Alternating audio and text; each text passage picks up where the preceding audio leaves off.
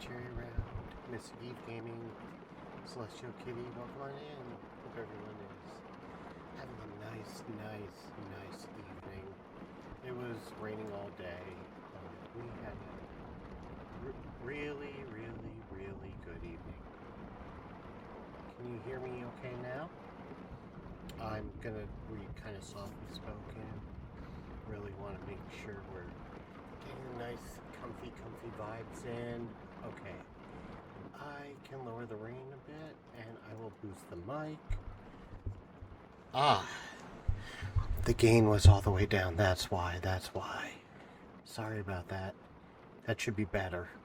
I think when I was moving my mic, it got hit. Sorry about that. How is everyone doing today? I hope we're all doing well. Our loss, your gain. Twitch is telling me if I get 5 more gifted subs, I get another emote slot. So, that's pretty cool. I'm pretty happy about that.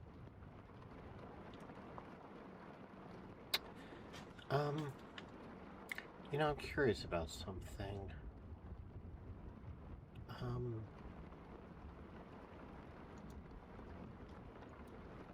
What if I don't want there to be, like, nothing?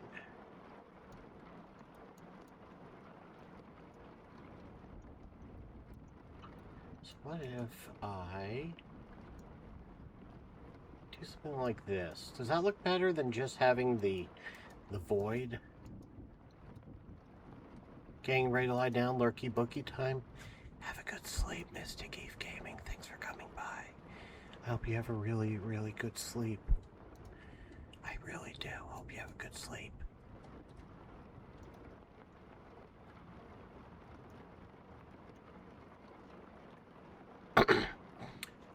Tomorrow we will be playing Tony Hawk Pro Skater 2, so I'm really excited about that.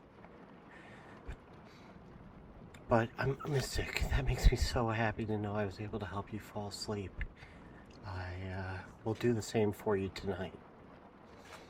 You know, I don't like this. We're just gonna go back to that. I think this is a little better. I like the lighting more. Okay. So when we last left off, Stanley had found a gold tube in his hole, but X-Ray convinced him to say that he should be the one to discover it. So everyone's thinking there's treasure around Zigzag or X-Ray's hole.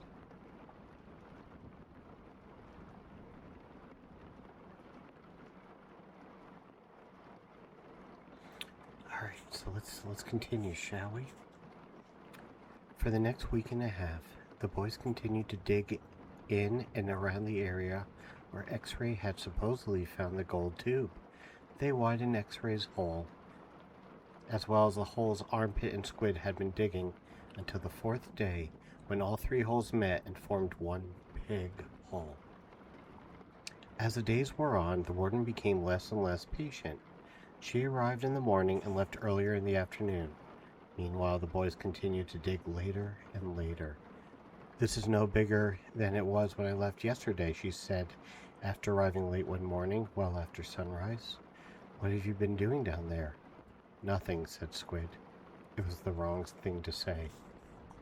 At that moment, Armpit was returning from a bathroom break. "How nice of you to join us," she said. "And what have you been doing?" "I had to, go." The warden jabbed at Armpit with her pitchfork, knocking him back into the big hole. The pitchfork left 3 holes in the front of his shirt and 3 tiny spots of blood. "You're giving these boys too much water," the warden told Mr. Pendanski. They continued to dig until late afternoon, long after all the other groups had finished for the day. Stanley was down the big hole along with 6 other boys. They had stopped using the wheelbarrows. He dug his shovel into the side of the hole. He scooped up some dirt and was raising it to the surface when Zigzag's shovel caught him upside the head. He collapsed. He wasn't sure if he had passed out or not. He looked up to see Zigzag's wild head staring down at him. "I ain't digging that dirt up," Zigzag said. "That's your dirt." Hey, Mom, Magnet called. Caveman's been hurt. Stanley brought his fingers up to the side of his neck. He felt his wet blood and a pretty big gash just below his ears. Magnet held Stanley to his feet, then up and out of the hole. Mr. Sir made a bandage out of a piece of his sack of sunflower seeds and taped over Stanley's wound. Then he told him to get back to work. It isn't nap time. When Stanley returned to the hole, Zigzag was waiting for him. That's your dirt, Zigzag said. You have to dig it up. It's covering my dirt. Stanley felt a little dizzy. He could see a small pile of dirt. It took him a moment to realize that it was the dirt which had been on his shovel when he was hit. He scooped it up. Then Zigzag dug his shovel into the ground underneath where Stanley's dirt has been.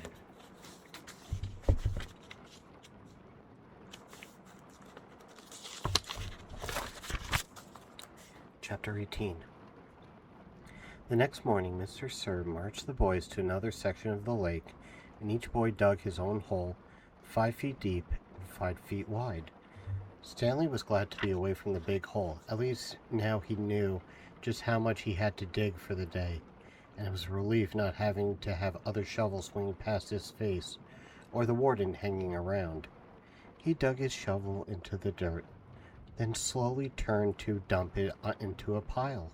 He had to make sure his turn smooth and slow. If he jerked too quickly, he felt a throbbing pain just above his neck where Zigzag's shovel had hit him.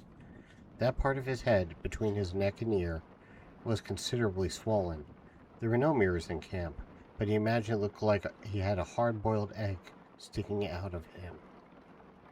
The remainder of his body hardly hurt at all. His muscles had strengthened, and his hands were tough and calloused. He was still the slowest digger, but not that much slower than Magnet. Less than 30 minutes after Magnet returned to camp, Stanley spat into his hole. After his shower, he put his dirty clothes in his crate and got out his box of stationery. He stayed in the tent to write the letter so Squid and the other boys wouldn't make fun of him for writing to his mother. Dear Mom and Dad, camp is hard, but challenging. We've been running obstacle courses and having to swim long distances on the lake. Tomorrow we learn. He stopped writing as Zero walked into the tent, then returned to his letter. He didn't care what Zero thought. Zero was nobody. To rock climb. I know that sounds scary, but don't worry. Zero was standing beside him now, watching him write. Stanley turned and felt his neck throb. I don't like it when you read over my shoulder, okay? Zero said nothing. I'll be careful. It's not all fun and games here, but I think I'm getting a lot out of it. It builds character. The other boys... I don't know how, said Zero. What? Can you teach me? Stanley didn't know what he was talking about. Teach you what? To rock climb? Zero stared at him with penetrating eyes. What? Said Stanley. He was hot, tired, and sore. I want to learn how to read and write, said Zero. Stanley let out a short laugh. He wasn't laughing at Zero. He was just surprised. All this time, he thought Zero was reading over his shoulder. Sorry, he said. I don't know how to teach. After digging all day, he didn't have the strength to try to teach Zero how to read and write. He needed to save his energy for the people who counted. You don't have to teach me to write, said Zero. Just to read. I don't have anyone to write to. Sorry, Stanley said again. His muscles and hands were the only parts of his body that had toughened up over the past several weeks. His heart had hardened as well. He finished his letter. He barely had enough moisture in his mouth to seal and stamp the envelope. It seemed that no matter how much he drank, he was always thirsty. He was awakened one night by a strange noise. At first he thought it might have been some kind of animal, and it frightened him. But as sleep cleared from his head, he realized the noise was coming from the cot next to him. Hey, Time Zones. How are you doing today, Time Zones? I hope you're having a really good evening. I hope you can get nice and cozy here. How was your day today? I hope you had a really good day.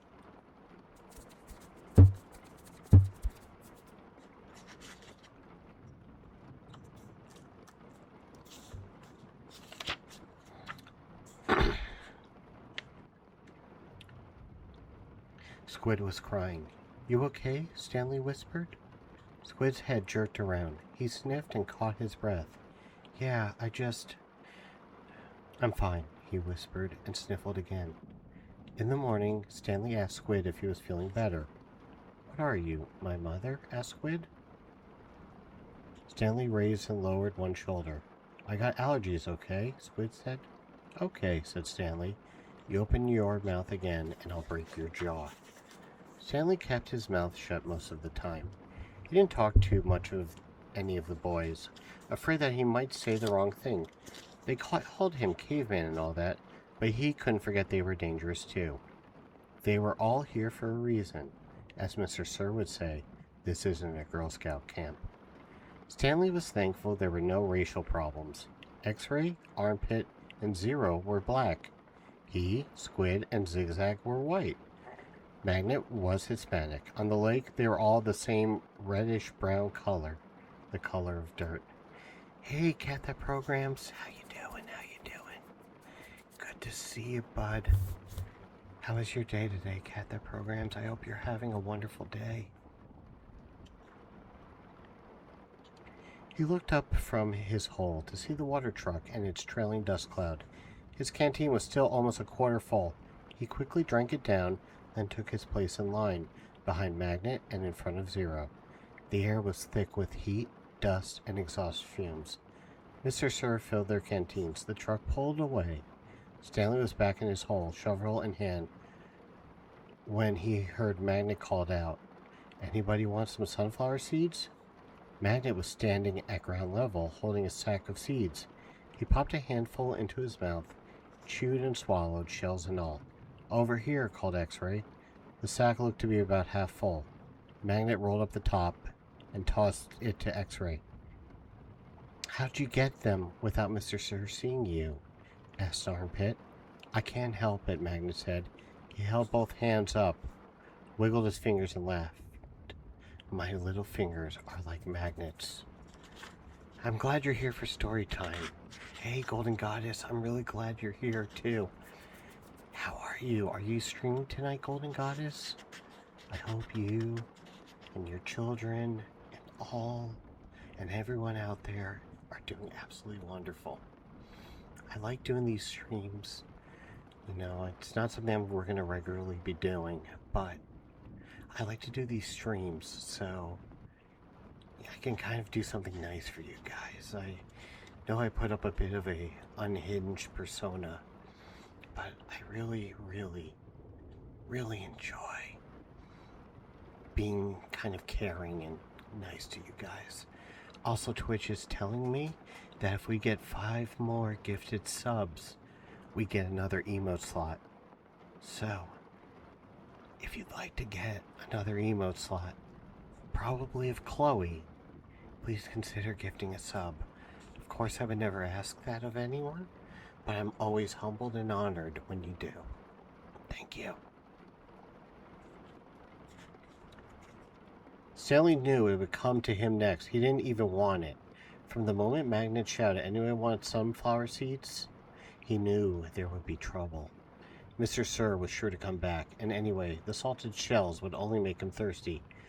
Coming your way, caveman, said Zigzag, airmail and special delivery.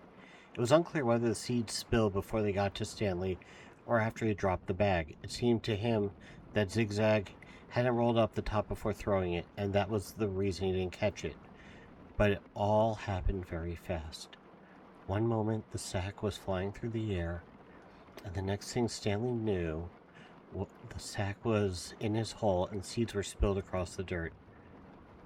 Oh man, said Magnet. Sorry, Stanley said as he tried to sweep the seeds back up into the sack. I don't want to eat dirt, said X-Ray. Stanley didn't know what to do. The truck's coming, shouted Zigzag. Stanley looked up at the approaching dust cloud and then back down at the spilled seeds. He was in the wrong place at the wrong time. What else is new? He dug his shovel into the hole and tried to turn over the dirt and bury the seeds. What he should have done, he realized later, was knock one of his dirt piles back into his hole. But the idea of putting dirt into his hole was unthinkable. Hello, Mr. Sir, said X-Ray. Back so soon? It seems like you were just here, said Armpit. Time flies when you're having fun, said Magnet. Stanley continued to turn the dirt over in his hole. You Girl Scouts having a good time? Asked Mr. Sir. He moved from one hole to another. He kicked a dirt pile by Magnet's hole. Then he moved towards Stanley. Stanley could see 2 seeds at the bottom of his hole. As he tried to cover them up, he unearthed the corner of a sack. Well, what do you know, Caveman, said Mr. Sir, standing over him. Looks like you found something. Stanley didn't know what to do. Dig it out, Mr. Sir said. We'll take it to the warden. Maybe she'll give you the rest of the day off. It's not anything, Stanley muttered. Let me be the judge of that, said Mr. Sir. Stanley reached down and pulled up the empty burlap sack. He tried to hand it to Mr. Sir, but he wouldn't take it. So tell me, Caveman, said Mr. Sir, how did my sack of sunflower seeds get into your hole?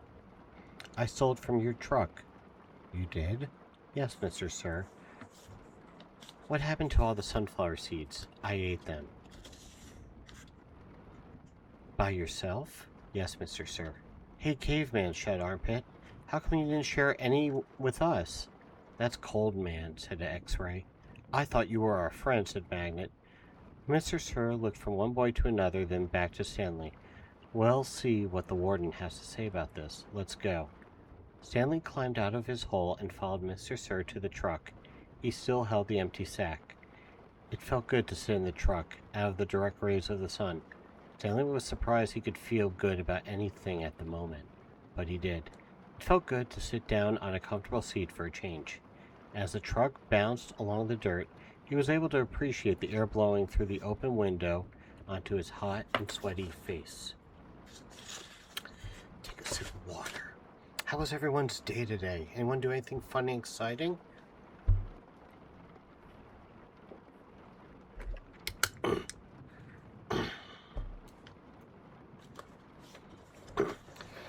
I went and got my collector's edition of System Shock 2 from Limited Run Games today. Maybe we'll do an unboxing in a bit, if you guys would like to see it. It felt good to walk in the shade of the 2 oak trees. Stanley wondered if this is how a condemned man felt onto his way to the electric chair, appreciating all of the good things in life for the last time. They had to step around holes to get to the cabin door. Stanley was surprised to see so many around the cabin. He would have expected the warden not to want the campers digging so close to her home, but several holes were right up against the cabin wall. The holes were closer together here as well, and were of all different shapes and sizes. Mr. Sir knocked on the door. Stanley still held the empty sack. Yes, the warden said, opening the door. There's been a little trouble out on the lake, Mr. Sir said. Caveman will tell you all about it. The warden stared at Mr. Sir for a moment, then her gaze towards Stanley. He felt nothing but dread now. Come in, I suppose, the warden said. You're letting the cold out. It was air-conditioned inside her cabin. The television was going. She picked up the remote and turned it off. She sat down on a canvas chair. She was barefoot and wearing shorts. Her leg was as freckled as her face and arms. So what is it you have to tell me? Stanley took a deep breath to steady himself. While Mr. Sir was filling the canteens, I snuck into his truck and stole his sack of sunflower seeds. I see, she turned to Mr. Sir. That's why you brought him here? Yes, but I think he's lying. I think someone else stole the sack, and Caveman is covering up for X-Ray or somebody. It was a 20-pound sack, and he claims to have eaten them all by himself. He took the sack from Stanley and handed it to the warden. I see, the warden said again. The sack wasn't full, said Stanley, and I spilled a lot. You can check my hole. In that room, Caveman, there's a small flowered case. Will you get it for me, please? She pointed to a door. Stanley looked to the door, then to the warden, then back at the door. He slowly walked towards it. It was a kind of dressing room, with a sink and mirror. Next to the sink, he saw the case, white and pink roses. He brought it out to the warden, and she sat it on the glass coffee table in front of her. She unclasped the latch and opened the case. It was a makeup case. Stanley's mother had one similar to it. He saw several bottles of nail polish, polish remover, a couple of lipstick tubes, and other jars and powders. The warden held up a small jar of dark red nail polish. "You see this, caveman?" He nodded. "This is my special nail polish. Do you see the dark, rich color? You can't buy that in a store. I have to make it myself." Stanley had no idea why she was showing it to him. He wondered why the warden would even have needed to wear nail polish or makeup. "Do you want to know my secret ingredient?" He raised and lowered one shoulder. The warden opened the bottle. Rattlesnake venom. With a small paintbrush, she began applying it to the nails on her left hand. "It's perfectly harmless when it's dry." She finished her left hand. She waved in the air for a few seconds. Then she began painting the nails on her right. "It's only toxic when it's wet." She finished painting her nails, then stood up. She reached over and touched Stanley's face with her fingers.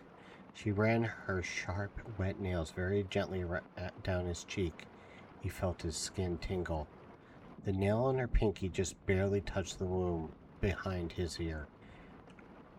A sharp sting of pain caused him to jump back. The warden turned to face Mr. Sir, who was sitting on the fireplace hearth. "So, you think he stole your sunflower seeds?" "No, he says he stole them, but I think he was." She stepped towards him and struck him across the face. Mr. Sir stared at her. He had 3 long red marks slanting across the left side of his face. Stanley didn't know if it was the redness caused by her nail polish or his blood. It took a moment for the venom to sink in. Suddenly, Mr. Sir screamed and clutched his face with both hands. He let himself fall over, rolling off the hearth and onto the rug. The warden spoke softly. "I don't especially care about your sunflower seeds." Mr. Sir moaned. "If you must know," said the warden, "I liked it better when you smoked." For a second, Mr. Sir's pain seemed to recede. He took several long, deep breaths. Then his head jerked violently, and he let out a shrill scream, worse than the one before. The warden turned to Stanley. "I suggest you go back to your hole now." Stanley started to go, but Mr. Sir lay in the way. Stanley could see the muscles on his face jump and twitch. His body writhed in agony. Stanley stepped carefully over him. "Excuse me?" said the warden. Stanley was too frightened to speak.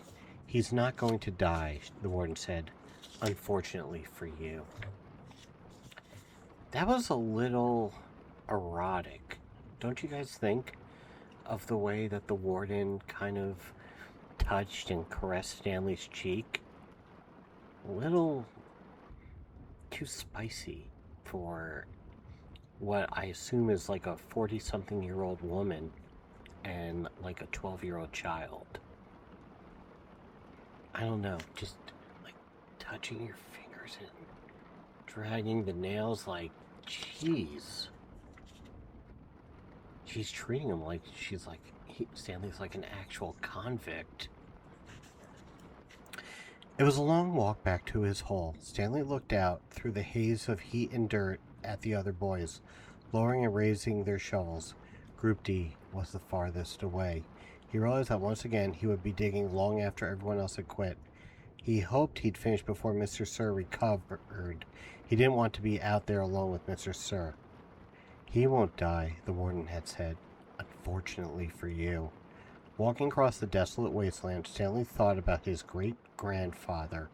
Not the pig stealer, but the pig stealer's son. The one who was robbed by Kissing Kate Barlow. He tried to imagine how he must have felt after Kissing Kate had left him stranded in the desert. It probably wasn't a whole lot different from the way he felt now. Kate Barlow had left his great-grandfather to face the hot, barren desert. The warden had left Stanley to face Mr. Sir. Somehow, his great-grandfather had survived for 17 days before he was rescued by a couple of rattlesnake hunters. He was insane when they found him. When he asked how he lived for so long, he said he found refuge on God's thumb. He spent nearly a month in a hospital. He ended up marrying one of the nurses. Nobody ever knew what he meant by God's thumb, including himself. Stanley heard a twitching sound. He stopped in mid-step, with one foot still in the air. A rattlesnake lay coiled beneath his foot. Its tail was pointed upward, rattling. Stanley backed his leg away, then turned and ran. The rattlesnake didn't chase after him. It had rattled its tail to warn him to stay away. "Thanks for the warning," Stanley whispered as his heart pounded. The rattlesnake would be a lot more dangerous if it didn't have a rattle. "Hey, caveman," called Armpit, "you're still alive." "What did the warden say?" asked X-Ray. "What did you tell her?" said Magnet. "I told her I stole the seed," said Stanley. "Good going," said Magnet. "What'd she do?" said Zigzag. Stanley shrugged one shoulder. "Nothing. She got mad at Mr. Surf for bothering her." He didn't feel like going into details. If he didn't talk about it, then maybe it didn't happen. He went over to his hole, and to his surprise, it was nearly finished. He stared at it, amazed. It didn't make sense. Or perhaps it did. He smiled. Since he had taken the blame for the sunflower seeds, he realized the other boys had dug his hole for him. "Hey, thanks," he said. "Don't look at me," said X-Ray. Confused, Stanley looked around from Magnet to Armpit to Zigzag to Squid. None of them took credit for it. Then he turned to Zero, who had been quietly digging in his hole since Stanley's return. Zero's hole was smaller than all the others. "Zero's a bro, isn't he?"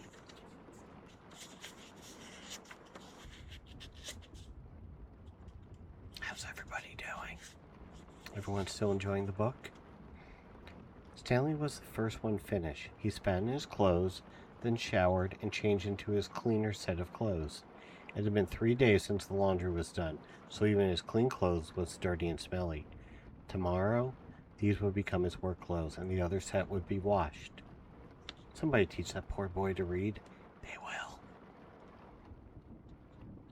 He could think of no reason why Zero would dig his hole for him. Zero didn't even get any sunflower seeds. "I guess he likes to dig holes," Armpit had said. "He's a mole," Zigzag had said. "I think he eats dirt." "Moles don't eat dirt," X-Ray pointed out. "Worms eat dirt." "Hey, Zero," Squid had asked, "are you a mole or a worm?" Zero had said nothing. Stanley never even thanked him, but now he sat on his cot and waited for Zero to return from the shower room. "Thanks," he said as Zero entered through the tent flap. Zero glanced at him, then went over to the crates where he deposited his dirty clothes and towel. "Why'd you help me?" Stanley asked. Zero turned around. "You didn't steal the sunflower seeds," he said. "So neither did you," said Stanley. Zero stared at him. His eyes seemed to expand. It was almost as if Zero was looking right through him. "You didn't steal the sneakers," he said. Stanley said nothing. He watched Zero walk out of the tent. If anyone had X-ray vision, it was Zero. "Wait," he called, and then hurried out after him. Zero had stopped just outside the tent, and Stanley almost ran to him. "I'll try to teach you to read if you want," Stanley offered. "I don't know if I know how to teach, but I'm not that worn out today since you dug a lot of my hole." A big smile spread across Zero's face. They returned to the tent, where they were less likely to be bothered. Stanley got his box of stationery and a pen out of his crate. They sat on the ground. "Do you know the alphabet?" Stanley had asked. For a second, he thought he saw a flash of defiance in Zero's eye, but then it passed. "I think I know some of it," Zero said. "A, B, C, D. Keep going," said Stanley. Zero's eye looked upwards. "E, F," said Stanley. "G," said Zero. He blew some air out of the side of his mouth. H-I-K-P?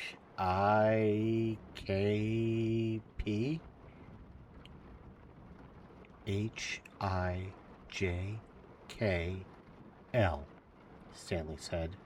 That's right, said Zero. I've heard it before. I just don't have it memorized exactly. That's all right, said Stanley.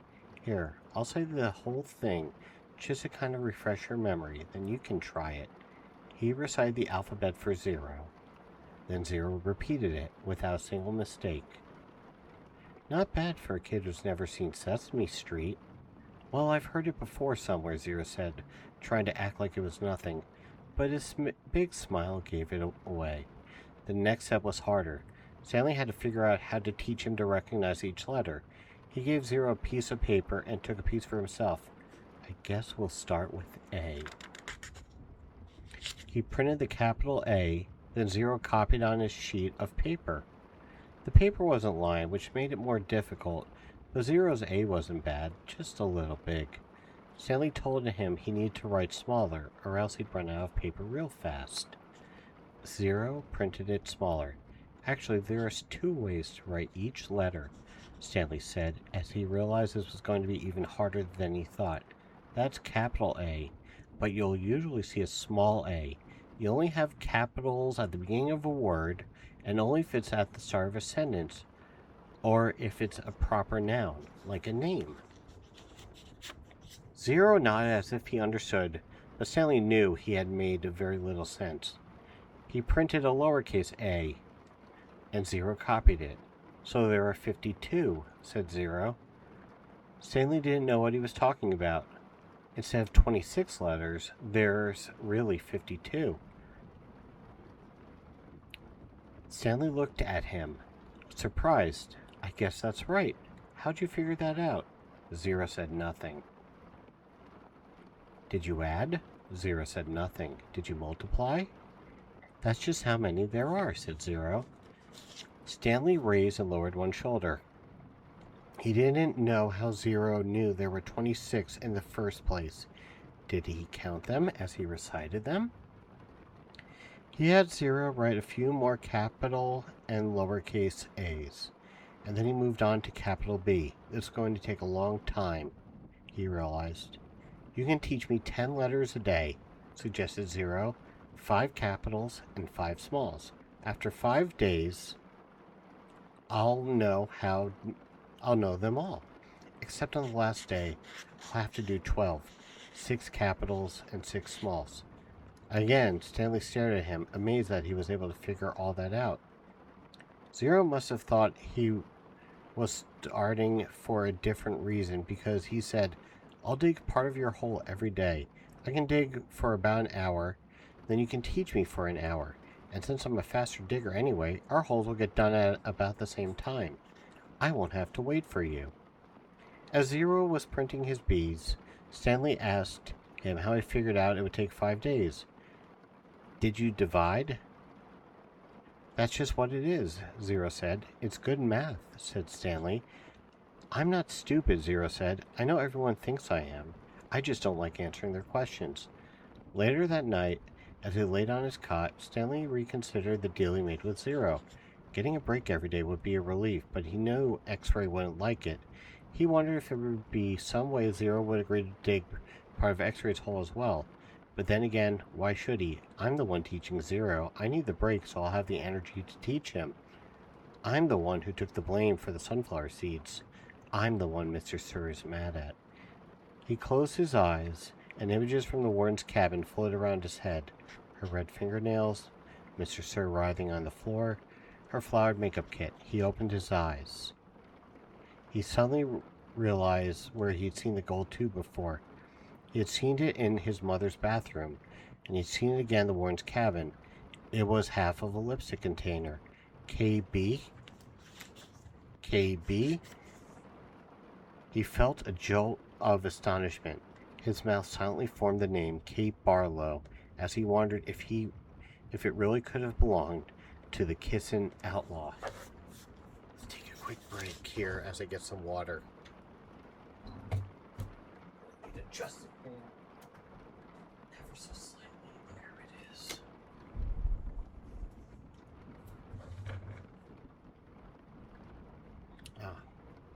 Hopefully the fan isn't picking up on the mic.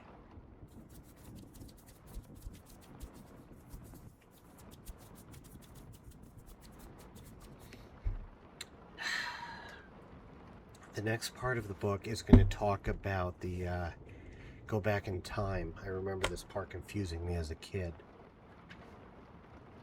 because I didn't understand that books or stories could kind of go back and forth in time. Which is one of the reasons I never liked the movie Pulp Fiction, because it jumps around so much. Everyone get a nice big sippy.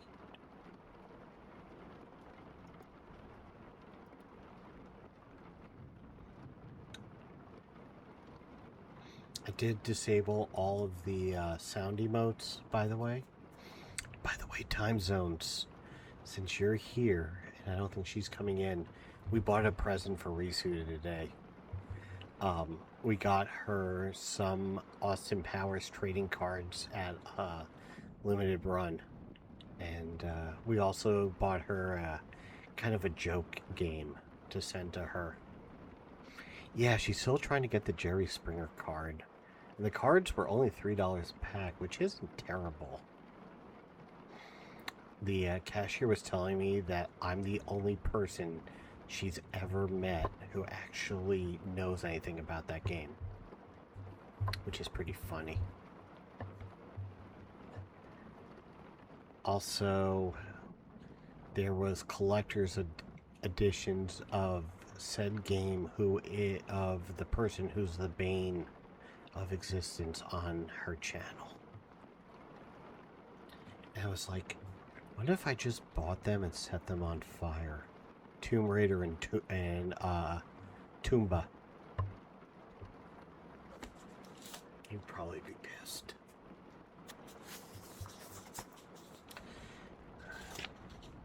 Oh, I have her actual address, so it's okay. I have her actual address because I was sending her stuff way before she got the P.O. box.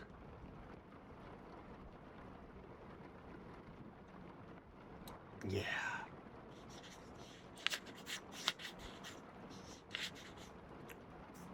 Anyway, but I don't blame her. P.O. boxes are expensive. I don't think I would ever want a P.O. box.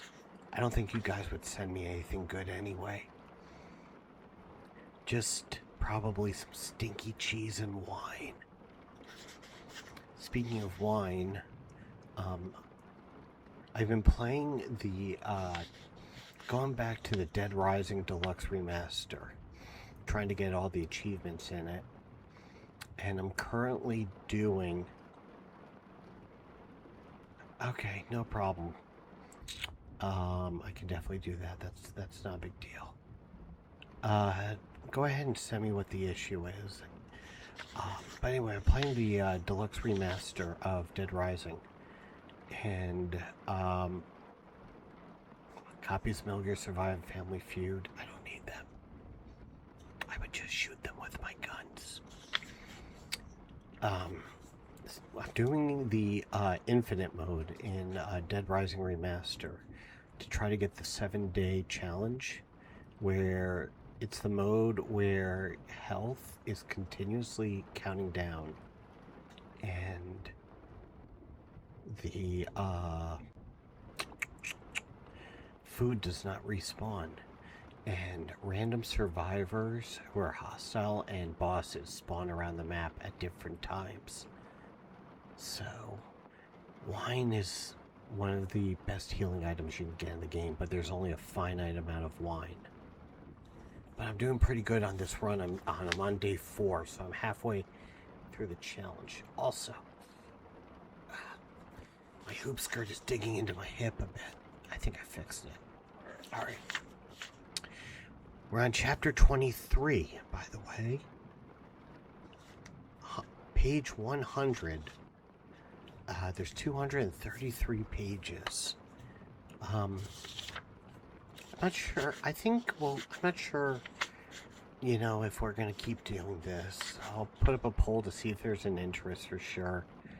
You know, I don't know if I'll do Daisy every time. Maybe I will. Maybe I won't. But we can try to do another one of these. But let's keep reading, shall we? 110 years ago, Green Lake was the largest lake in Texas. It was full of clear, cool water, and it sparkled like an emerald in the sun. It was especially beautiful in the spring when the peach trees, which lined the shore, bloomed with pink and rose-colored blossoms. There was always a town picnic on the 4th of July. They played games, dance, sing. Yeah, no, I hate reading, Celestial Kitty. You know that. I'm not going to read a book. J.C. Denton isn't much into books, and neither am I. They played games, danced, sing, and swim in the lake to keep cool. Prizes were awarded for the best peach pie and peach jam. A special prize was given every year to Miss Catherine Barlow for her fabulous spiced peaches. No one else even tried to make spiced peaches because they knew none could be as delicious as hers. Every summer, Miss Catherine would pick up bushels of peaches and preserve them in jars with cinnamon, cloves, nutmegs, and other spices which she kept a secret. The jarred peaches would last all winter. They probably would have lasted a lot longer than that, but they were always eaten by the end of winter. It was said that Green Lake was heaven on earth, and that Miss Catherine's spiced peaches were food up for the angels. Catherine Barlow was the town's only school teacher. She taught in a one-room schoolhouse.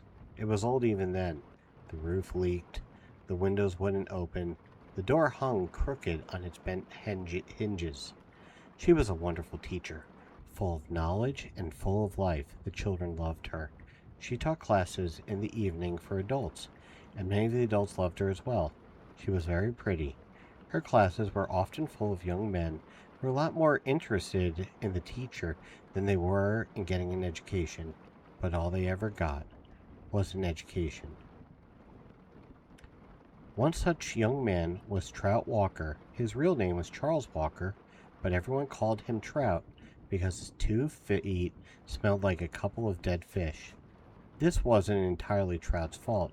He had an incurable foot fungus. In fact, it was the same foot fungus that 110 years later would afflict the famous ball player Clyde Livingston. But at least Clyde Livingston showered every day. I take a bath every Sunday morning, Trout would brag, whether I need to or not. Most everyone in the town of Green Lake expected Miss Catherine to marry Trout Walker. He was the son of the richest man on earth. His family owned the most peach trees and all the land on the east side of the lake. Trout often showed up at night school, but never paid attention. He talked in class and was disrespectful of the students around him. He was loud and stupid. A lot of the men in town were not educated. That didn't bother Miss Catherine. She knew they'd spent most of their lives working on farms and ranches and hadn't had much schooling. That's why she was there to teach them. But Trout didn't want to learn. He seemed to be proud of his stupidity. "How'd you like to take a ride on my new boat this Saturday?" he asked one evening after class. "No, thank you," said Miss Catherine. "We got a brand new boat," he said. "You don't even have to row it." "Yes, I know," said Miss Catherine. Everyone in town had seen and heard the Walkers' new boat. It made a horrible loud noise and spewed ugly black smoke across the beautiful lake. Trout had always gotten everything he ever wanted. He found it hard to believe that Miss Catherine had turned him down. He pointed his finger at her and said, "No one says no to Charles Walker." "I believe I just did," said Catherine Barlow. "Oh, a choose-your-own-adventure book could be a lot of fun, Time Zones.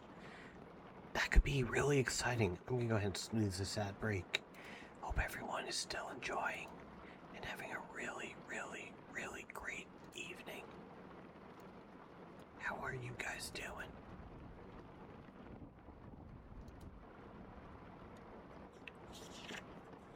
Yeah, a poll. I think I have some old Goosebump books somewhere that might be choose your own adventure. we could possibly do that if you guys are interested. Alright, chapter 24. Stanley was half asleep when he got in line for breakfast, but the sight of Mr. Sir awakened him. The left side of Mr. Sir's face had been swollen to the size of half a cantaloupe. There were 3 dark purple jagged lines running down his neck and cheek where the warden had scratched him. The other boys in Stanley's tent had obviously seen Mr. Sir as well, but they had the good sense not to say anything. Stanley put a carton of juice and a plastic spoon on his tray. He kept his eyes down and hardly breathed as Mr. Sir ladled some oatmeal-like stuff onto his bowl. He brought his tray to the table. Behind him, a boy from one of the other tents said, "Hey, what happened to your face?" There was a crash. Stanley turned to see Mr. Sir holding the boy's head against the oatmeal pot. "Is something wrong with my face?" The boys tried to speak but couldn't. Mr. Sir had him by the throat. "Does anyone see anything wrong with my face?" asked Mr. Sir as he continued to choke the boy. Nobody said anything. Mr. Sir let the boy go. His head banged against the table as he fell to the ground. Mr. Sir stood over him and asked, "How does my face look to you now?" A gurgling sound came out of the boy's mouth. Then he managed to gasp the word, "Fine. I'm kind of handsome, don't you think?" "Yes, Mr. Sir." Out on the lake, the other boys asked Stanley what he knew about Mr. Sir's face, but he just shrugged and dug his hole. If he didn't talk about it, maybe it would go away. He worked as hard and as fast as he could, not trying to pace himself. He just wanted to get off the lake and away from Mr. Sir as soon as possible. Besides, he knew he'd get a break. "Hey, Hal Jordan. How you doing today, bud? I hope you're having a wonderful, wonderful night. How was your day today, bud? Whenever you're ready, just let me know." Zero had said, "The first time the water truck came, it was driven by Mr. Pendanski. The second time, Mr. Sir was driving." Nobody said anything except, "Thank you, Mr. Sir," as he filled each canteen. No one even dared to look at his grotesque face. As Stanley waited, he ran his tongue over the roof of his mouth and inside of his cheeks. His mouth was dry and as parched as the lake. The bright sun reflected off the side mirror of the truck, and Stanley had to shield his eyes with his hand. "Thank you, Mr. Sir," said Magnet, as he took his canteen from him. "You thirsty, caveman?" Mr. Sir asked. "Yes, Mr. Sir," Stanley said, handing his canteen to him. Mr. Sir opened the nozzle, and the water flowed out of the tank, but did not go into Stanley's canteen. Instead, he held the canteen right next to the stream of water. Stanley watched the water splatter onto the dirt, where it was quickly absorbed by the thirsty ground. Mr. Sir let the water run about 30 seconds, then stopped. "You want more?" he asked. Mr. Sir turned the water back on, and again Stanley watched it pour onto the dirt. "There, that should be plenty." He handed Stanley his empty canteen. Stanley stared at the dark spot on the ground, which quickly shrank before his eyes. "Thank you, Mr. Sir," he said. "We got an ad coming up in about 3 minutes, just as an FYI. I'll try to snooze them periodically." You know what? I'll snooze this one as well. 110 years ago, there was a doctor in the town of Green Lake. His name was Dr. Hawthorne, and whenever people got sick, they would go see Dr. Hawthorne. But they would also see Sam, the Onion Man. "Onions, sweet, fresh onions," Sam would call, as he and his donkey, Mary Lou, walked up and down the dirt roads of Green Lake.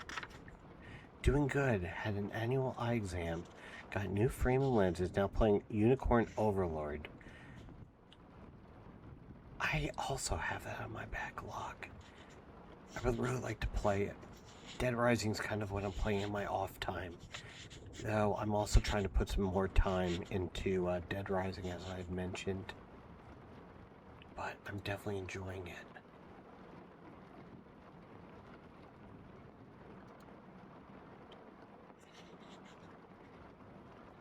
Sam's onion field was somewhere on the other side of the lake. Once or twice a week, he would row across the lake and pick a new batch to fill the cart. Sam had big, strong arms, but it would still take him all day for him to row across the lake and another day for him to return. Most of the time, he would leave Mary Lou in the shed where the walkers let him use at no charge, but sometimes he would take Mary Lou on his boat with him. Sari claimed that Mary Lou was almost 50 years old, which was and still is extremely old for a donkey. She eats nothing but raw onions, Sam would say, holding up a white onion between his dark fingers. It's nature's magic vegetable. If a person ate nothing but raw onions, he could live to be 200 years old.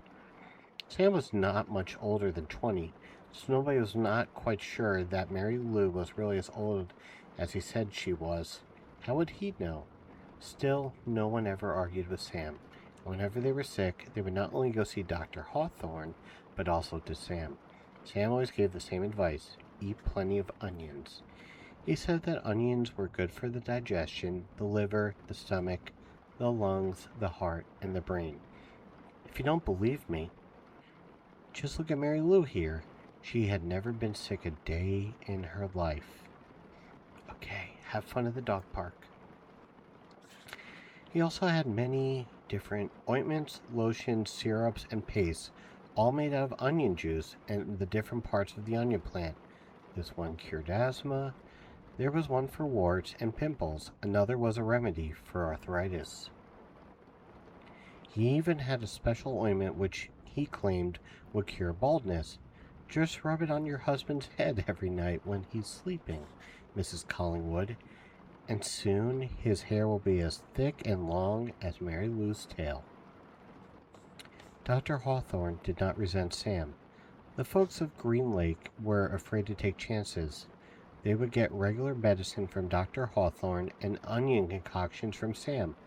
After they got over their illnesses, no one could be sure, not even Dr. Hawthorne, which of the true remedies had done the trick. Dr. Hawthorne was almost completely bald, and in the morning his head often smelled like onions. Whenever Kate Barlow bought onions, she always bought an extra one or two and would let Mary Lou eat them out of her hand. Is something wrong? Sam asked her one day as she was feeding Mary Lou. You seem distracted. Oh, just the weather, said Miss Catherine. Looks like rain clouds are moving in. Me and Mary Lou, we like the rain, said Sam. Oh, I like it fine, said Miss Catherine. She said, as she rubbed the donkey's rough hair on the top of its head. It's just that the roof of the schoolhouse leaks. I can fix that, said Sam.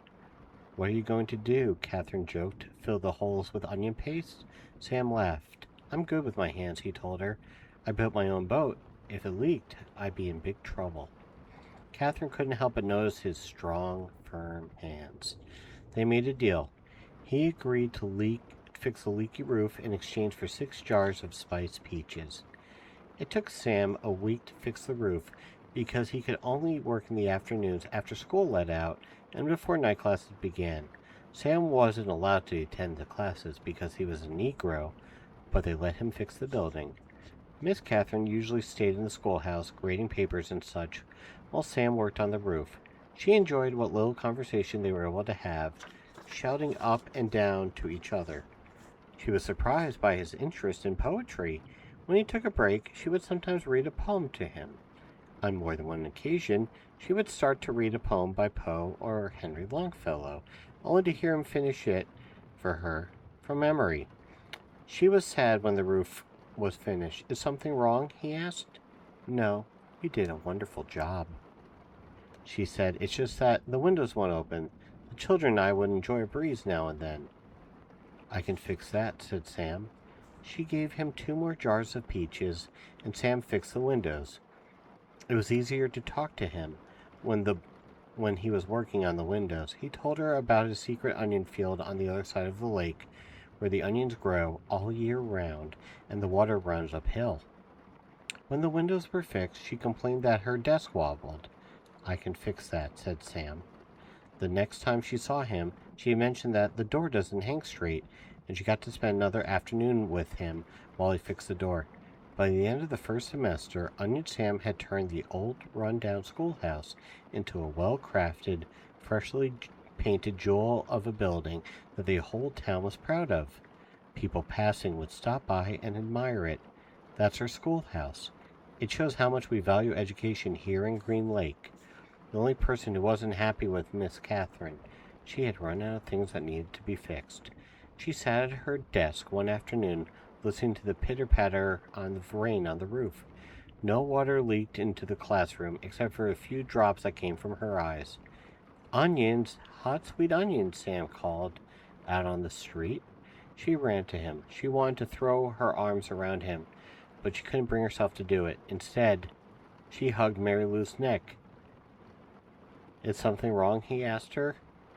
"Oh, Sam," she said, "my heart is breaking."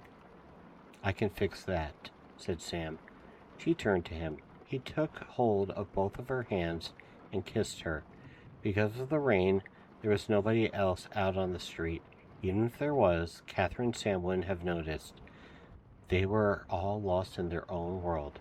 At that moment, however, Hattie Parker stepped out of the general store. They didn't see her, but she saw them. She pointed her quivering finger in their direction and whispered, "God will punish you." Alright, ad break coming up in about 3 seconds, so I'm going to take a quick break while the ads run, so no one misses anything. Also, reading does really take a lot out of me. It definitely is a lot to focus on, but I really do try to do a good job. I know that some people aren't a fan of the whispering, and I do kind of slip in and out between whispering and not, so I'm sorry about that. I really do try to speak a little more evenly keeled. And I know, this isn't for everyone, and if you're here, I appreciate it. Thank you, Time Zones. I appreciate you. Are there any sounds you like, Time Zones? I could try to do an ASMR trigger for you. If there's like a certain type of sound you find relaxing, I could try to make that for you.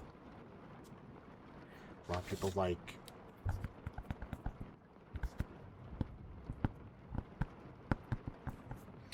the tapping sound.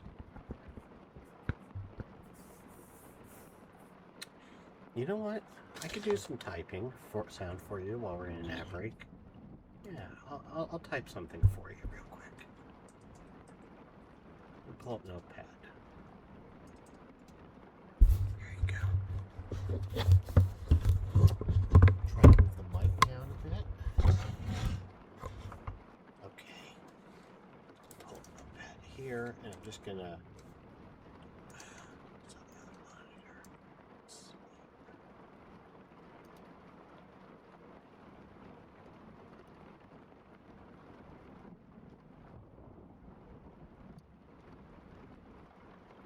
Pull up Notepad and I'll do a little typing.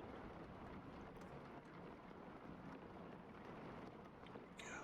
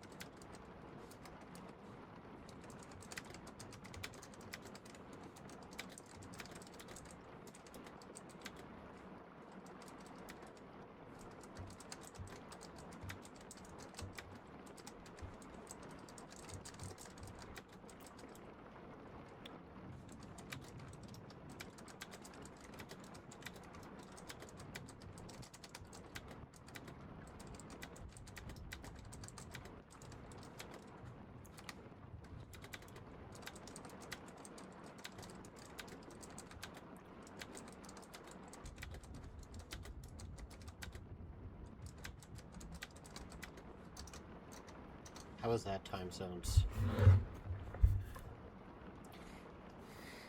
Because I'm wearing the gloves right now, it's really hard to actually feel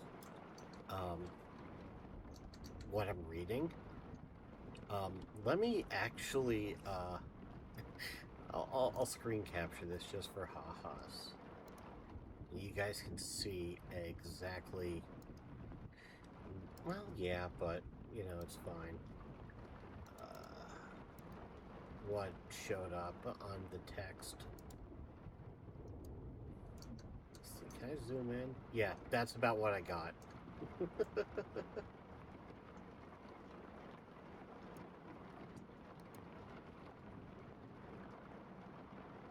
Well, I'm glad you like the mechanical keyboard sounds.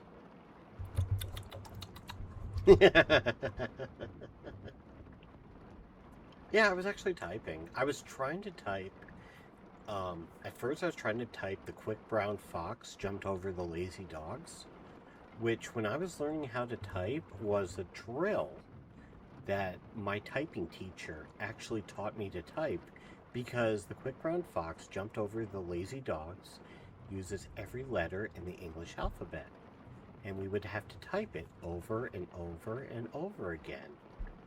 And then I kind of got bored trying to type that, so I started typing lyrics to songs, and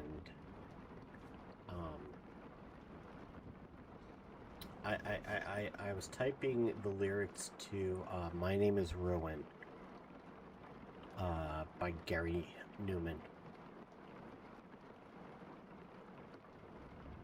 So, yeah, I was trying to type something, but it didn't go very well, unfortunately. And I know, Cherry Brown, I'm a very silly bitch. What color? Do you think we should change the color of the light, by the way?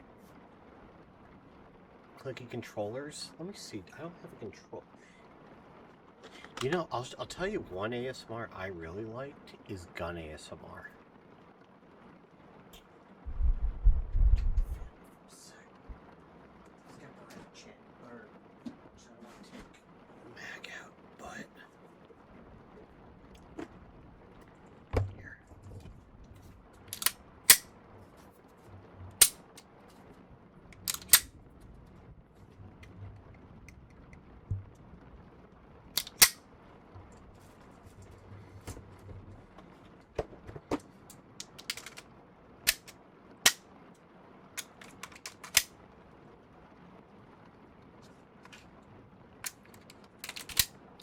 I've thought about doing that, actually. I have seen gun cleaning ASMR videos, and maybe I will do one of those. Obviously not dressed as Daisy, because I don't want to get oil over the dress. But, yeah, I could definitely do that. That could be a lot of fun.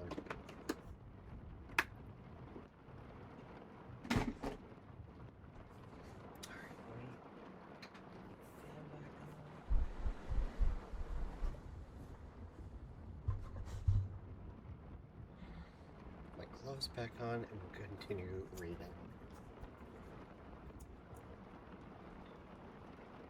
I have this horrible, let's try a different color for the light, shall we? How does that look? That look any better? I kind of like that light a little better. It's like a lighter purple. I think that lighting's a little better. What do you guys think? Do you like this light? It kind of shows off the cosplay and the colors a little more, but it's still very soft. How do you guys like it?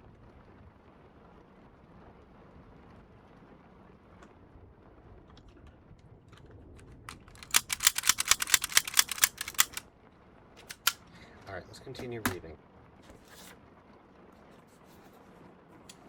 Chapter 26. Yeah, I think it's nicer because it actually shows the cosplay and shows the makeup a little bit. There were no telephones, but word quickly spread throughout the small town. By the end of the day, everyone in Green Lake had heard that the school teacher had kissed the onion picker. Not one child showed up for school the next morning. Miss Catherine sat alone in the classroom and wondered if she had lost track of the day of the week. Perhaps it was Saturday. It wouldn't have surprised her. Her brain and her heart had been spinning ever since Sam had kissed her. Of course it does, Celestial Kitty. She heard a noise outside the door. Suddenly a mob of men and women came storming into the school building. They were led by Troy Walker. There she is, Troy shouted. The devil woman. The mob was turning over desks and ripping down bulletin boards. She has been poisoning your child's brains with books, Trout declared. They all began piling the books in the center of the room. Think of what you're doing, cried Miss Catherine. Someone made a grab for her, tearing her dress, but she managed to get out of the building. She ran to the sheriff's office. The sheriff had his feet up on the desk and was drinking from a bottle of whiskey. Morning, Miss Catherine, he said. They're destroying the schoolhouse, she said, gasping for breath. They'll burn to the ground if someone doesn't stop them. Just calm your pretty self down a second, the sheriff said in a slow drawl, and tell him what you're talking about. He got up from his desk and walked over to her. Trout Walker has... Now don't you say nothing bad about Charles Walker, said the sheriff. We don't have much time, urged Catherine. You've got to stop them. You're sure pretty, said the sheriff. Miss Catherine stared at him in horror. Kiss me, said the sheriff. She slapped him across the face. He laughed. You kissed the onion picker. Why won't you kiss me? She slapped him again, but he caught her by the hand. She tried to wiggle free. You're drunk, she yelled. I always get drunk before a hangin'. A hangin'? Who? It's against the law for a Negro to kiss a white woman. Well, then you'll have to hang me too, said Catherine, because I kissed him back. It ain't against the law for you to kiss him, the sheriff explained, just for him to kiss you. We're all equal under the eyes of God, she declared. The sheriff laughed. Then, if Sam and I are equal, why won't you kiss me? He laughed again. I'll make you a deal. Once we kiss, and I won't hang your boyfriend, I'll just run him out of town. Miss Catherine jerked her hand free. As she hurried to the door, she heard the sheriff say, "The law will punish Sam, and God will punish you." She stepped back into the street and saw smoke rising from the schoolhouse. She ran down to the lakefront where Sam was hitching Mary Lou to the onion cart. Thank God I found you, she sighed, hugging him. We've got to get out of here. Now, what? Someone must have seen us kissing yesterday, she said.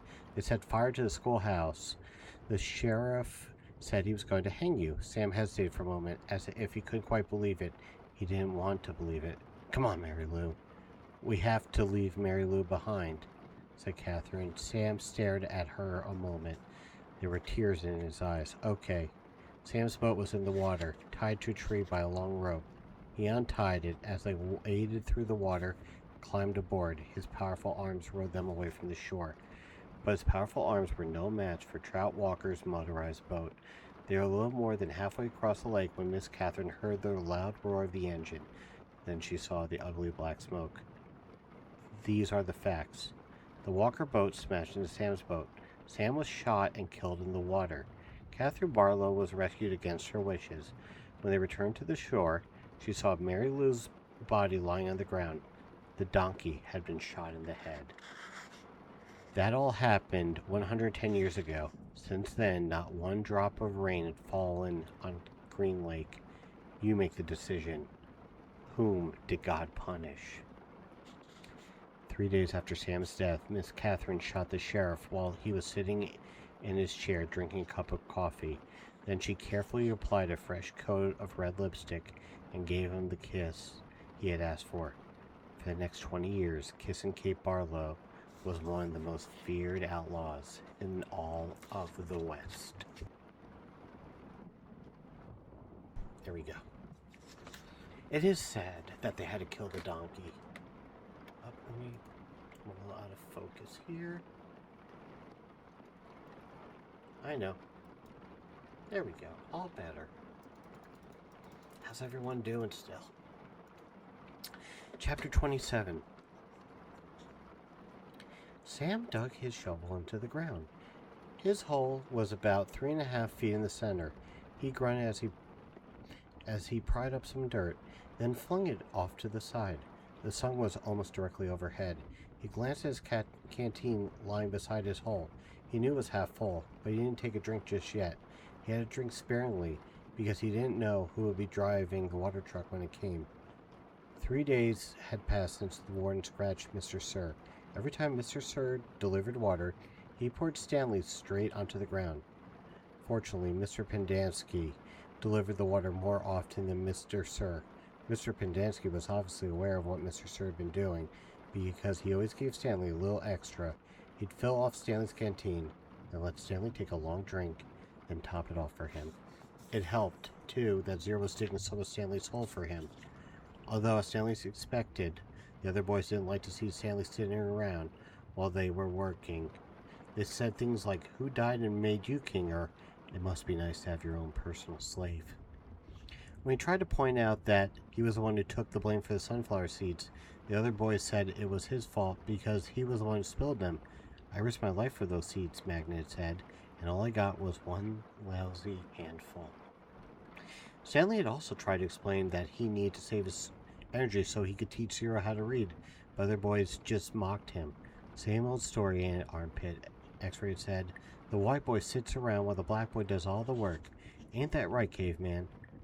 "No, that's not right," Stanley replied. "No, it ain't," X-Ray agreed. "It ain't right at all." Stanley had dug out another shovelful of dirt. He knew X-Ray wouldn't have been talking like that if he was the one teaching Zero how to read. Then X-Ray wouldn't be talking about how important it was that he got his rest, right? So he could be a better teacher, right? And that was true. He did need to save his strength so he could be a better teacher.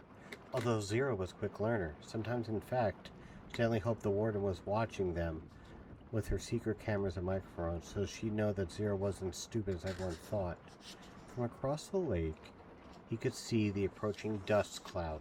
He took a drink from his canteen, then waited to see who was driving the truck. The swelling on Mr. Sir's face had gone down, but it was still a little puffy. There had been 3 scratch marks down his cheek. 2 of the marks had faded, but the middle scratch must have been the deepest, because it still remained. It was a jagged line running from below his eye to below his mouth, like a tattoo of a scar. Stanley waited in line, then handed him his canteen. Mr. Sir held it up to his ear and shook it. He smiled at the swishing sound. Stanley hoped he wouldn't dump it out. To his surprise, Mr. Sir held the canteen under the stream of water and filled it. "Wait here," he said, still holding Stanley's canteen.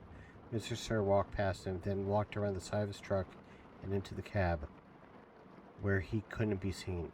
"What's he doing in there?" asked Zero. "I wish I knew," said Stanley.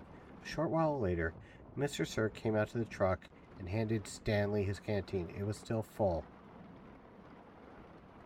"Thank you, Mr. Sir." Mr. Sir smiled at him. "What are you waiting for?" he said. "Drink up." He popped some sunflower seeds into his mouth, chewed, and spit out the shell. Mr. Stanley was afraid to drink it. He hated to think what kind of vile substance Mr. Sir might have put in it. He brought his canteen back to his hole.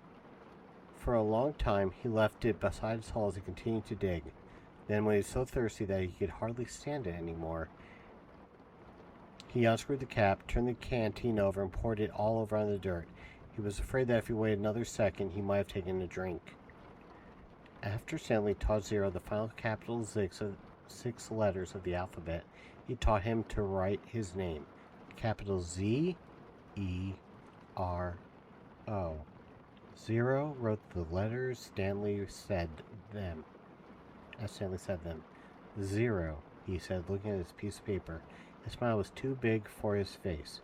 Stanley watched him write over and over again. 0, 0, 0, 0, 0, 0. In a way, it made him sad.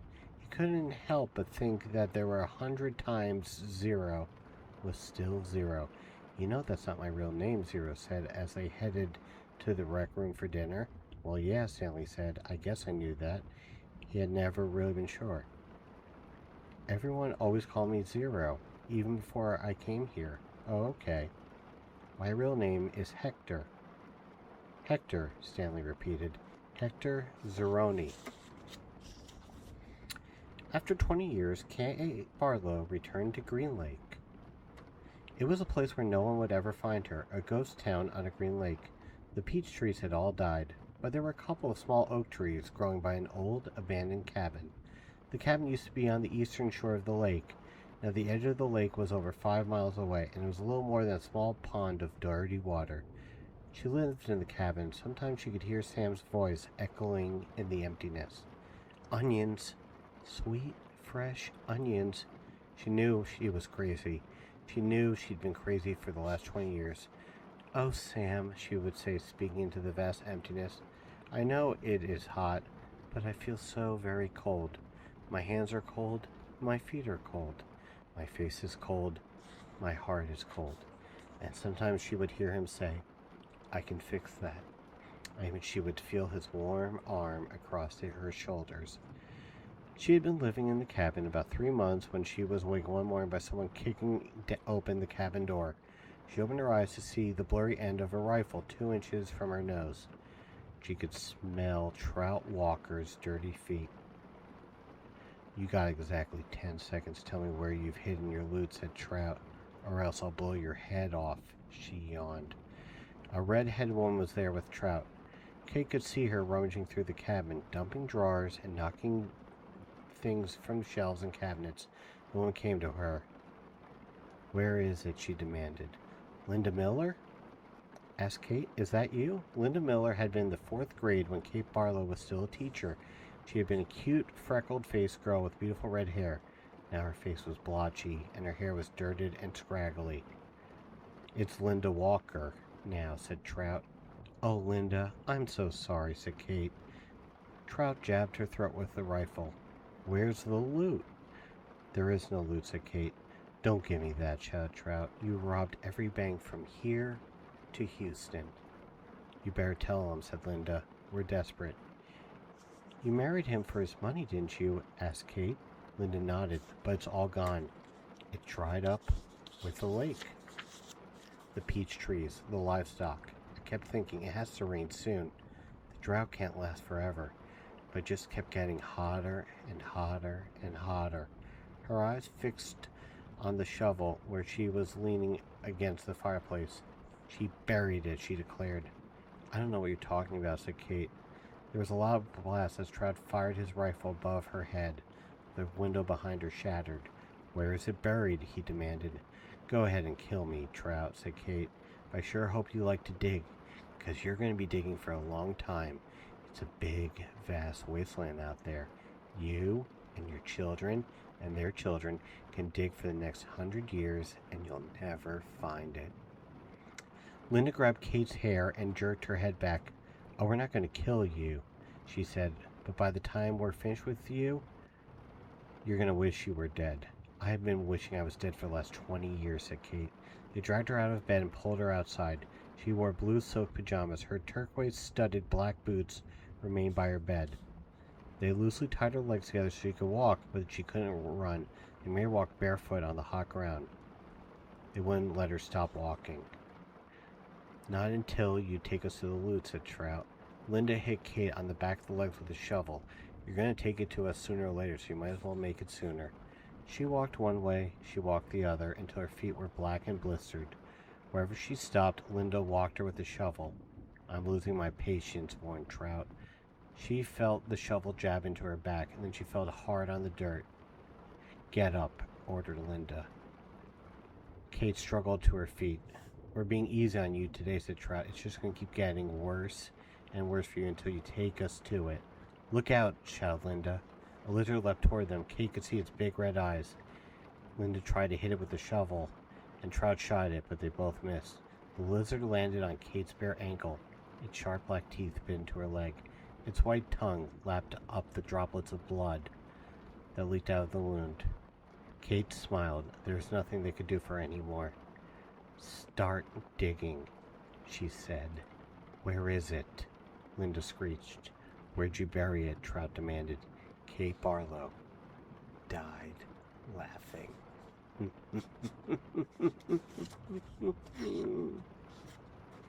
That's the best revenge you can get. Oh dear. Here we are. Okay. So that was part one. I forgot this book was actually divided into parts. So we are halfway through the book.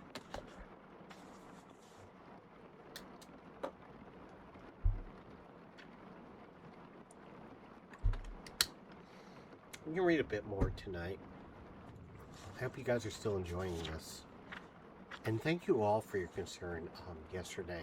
I'm okay, I promise. What had happened, I had some friends who were going through a really rough time yesterday, and I was just mentally drained from aiding them. Not that I minded. They were two friends of mine I deeply care about and are part of this community. So I wanted to be available for them, and that is why I just took the night off so I could be there for them on standby. They were both having really, really hard times, and I wanted to be there for both of them. I'm not going to say their names out of respect, but they are parts of this community, and they are people I care about deeply.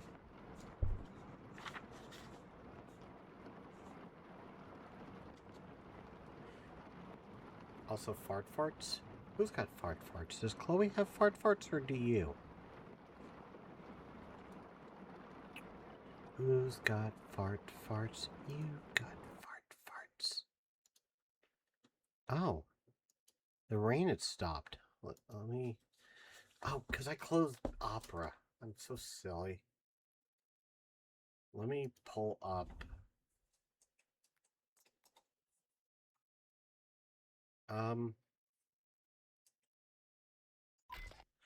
What kind of background sound? How about a snowstorm? Let's do a snowstorm.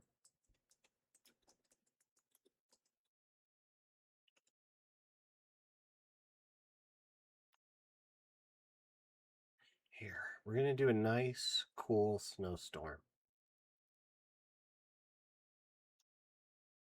Let's see here.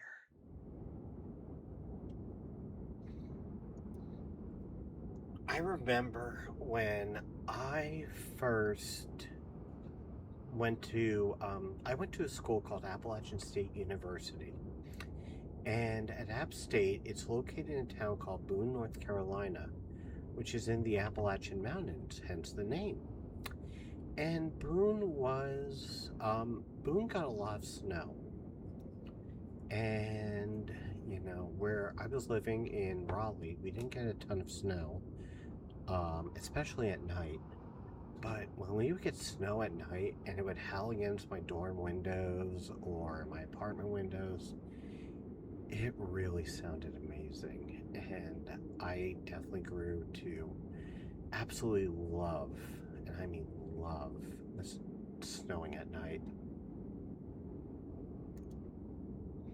It would relax me, and it would just be wonderful.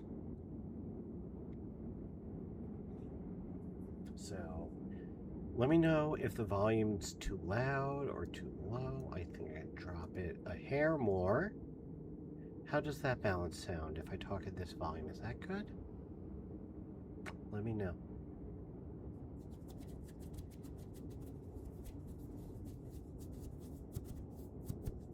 Alright, let's start part two. If anything, it'll be a little bizarre. Talking about a hot desert book with a snowstorm in the background. I'm glad Kiru's nice and comfy. There had been a change in the weather, for the worse. The air had become unbearably humid. Stanley was drenched in its sweat. Beads of moisture ran down the handle of his shovel. It was almost as if the temperature had gotten so hot that the air itself was sweating. A loud boom of thunder echoed across the empty lake. A storm was way off to the west, beyond the mountains. Stanley could count more than 30 seconds between the flash of lightning and the clap of thunder.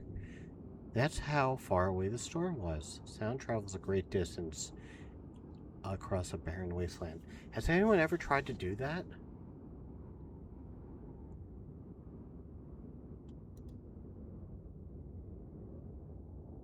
Has anyone ever tried to figure out how far away thunder or lightning was based on the sound of it? When I was in Scouts, they taught us that trick, and it was always kind of really cool. I always enjoyed it. Usually Stanley couldn't see the mountains at this time of day.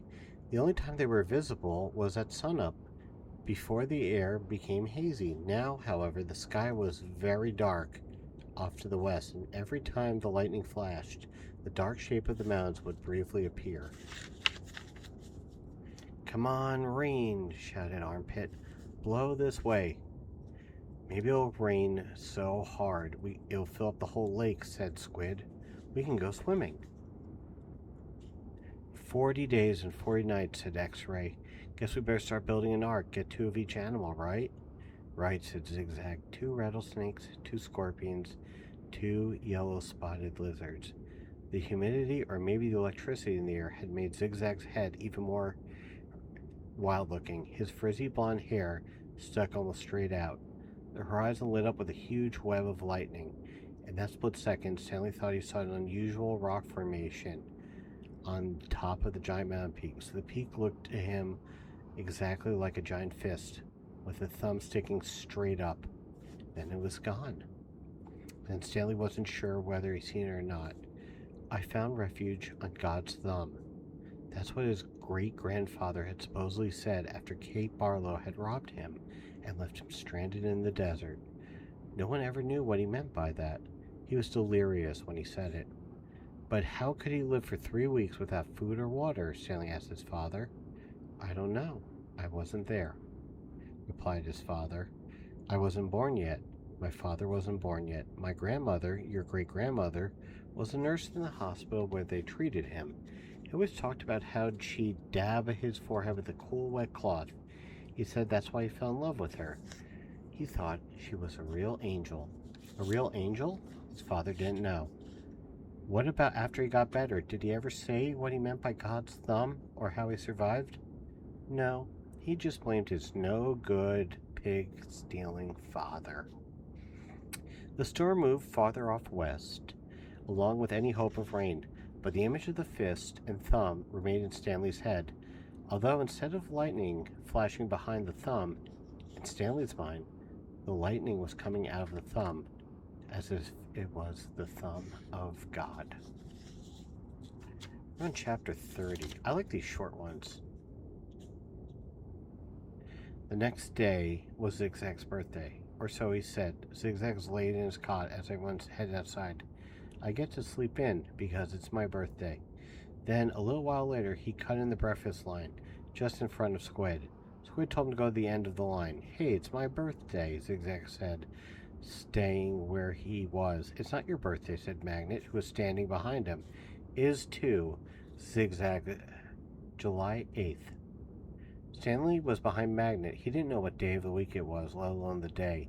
It could have been July 8th, but how would Zigzag know? He tried to figure out how long he'd been at Camp Green Lake, if it was indeed July 8th. "I came here in May 24th, he said aloud, "so that means I've been here 46 days. Stanley was still trying to remember how many days there were in May and June. He looked at 0. He learned not to doubt him when it came to math. 46 days. It felt more like 1,000. He didn't dig a hole that first day, and he hadn't dug one today. That meant he dug 44 holes if it really was July 8th. "Can I have an extra carton of juice?" Zigzag asked Mr. Sir. It was my birthday. To everyone's surprise, Mr. Sir gave it to him. Stanley dug his shovel into the dirt. Hole number 45. The 45th hole is the hardest, he told himself. But that wasn't really true, and he knew it. He was a lot stronger than when he first arrived. His body had adjusted somewhat to the heat and harsh conditions. Mr. Sir was no longer depriving him of water. After having to get by on less water for a week or so, Stanley now felt like he had all the water he could want.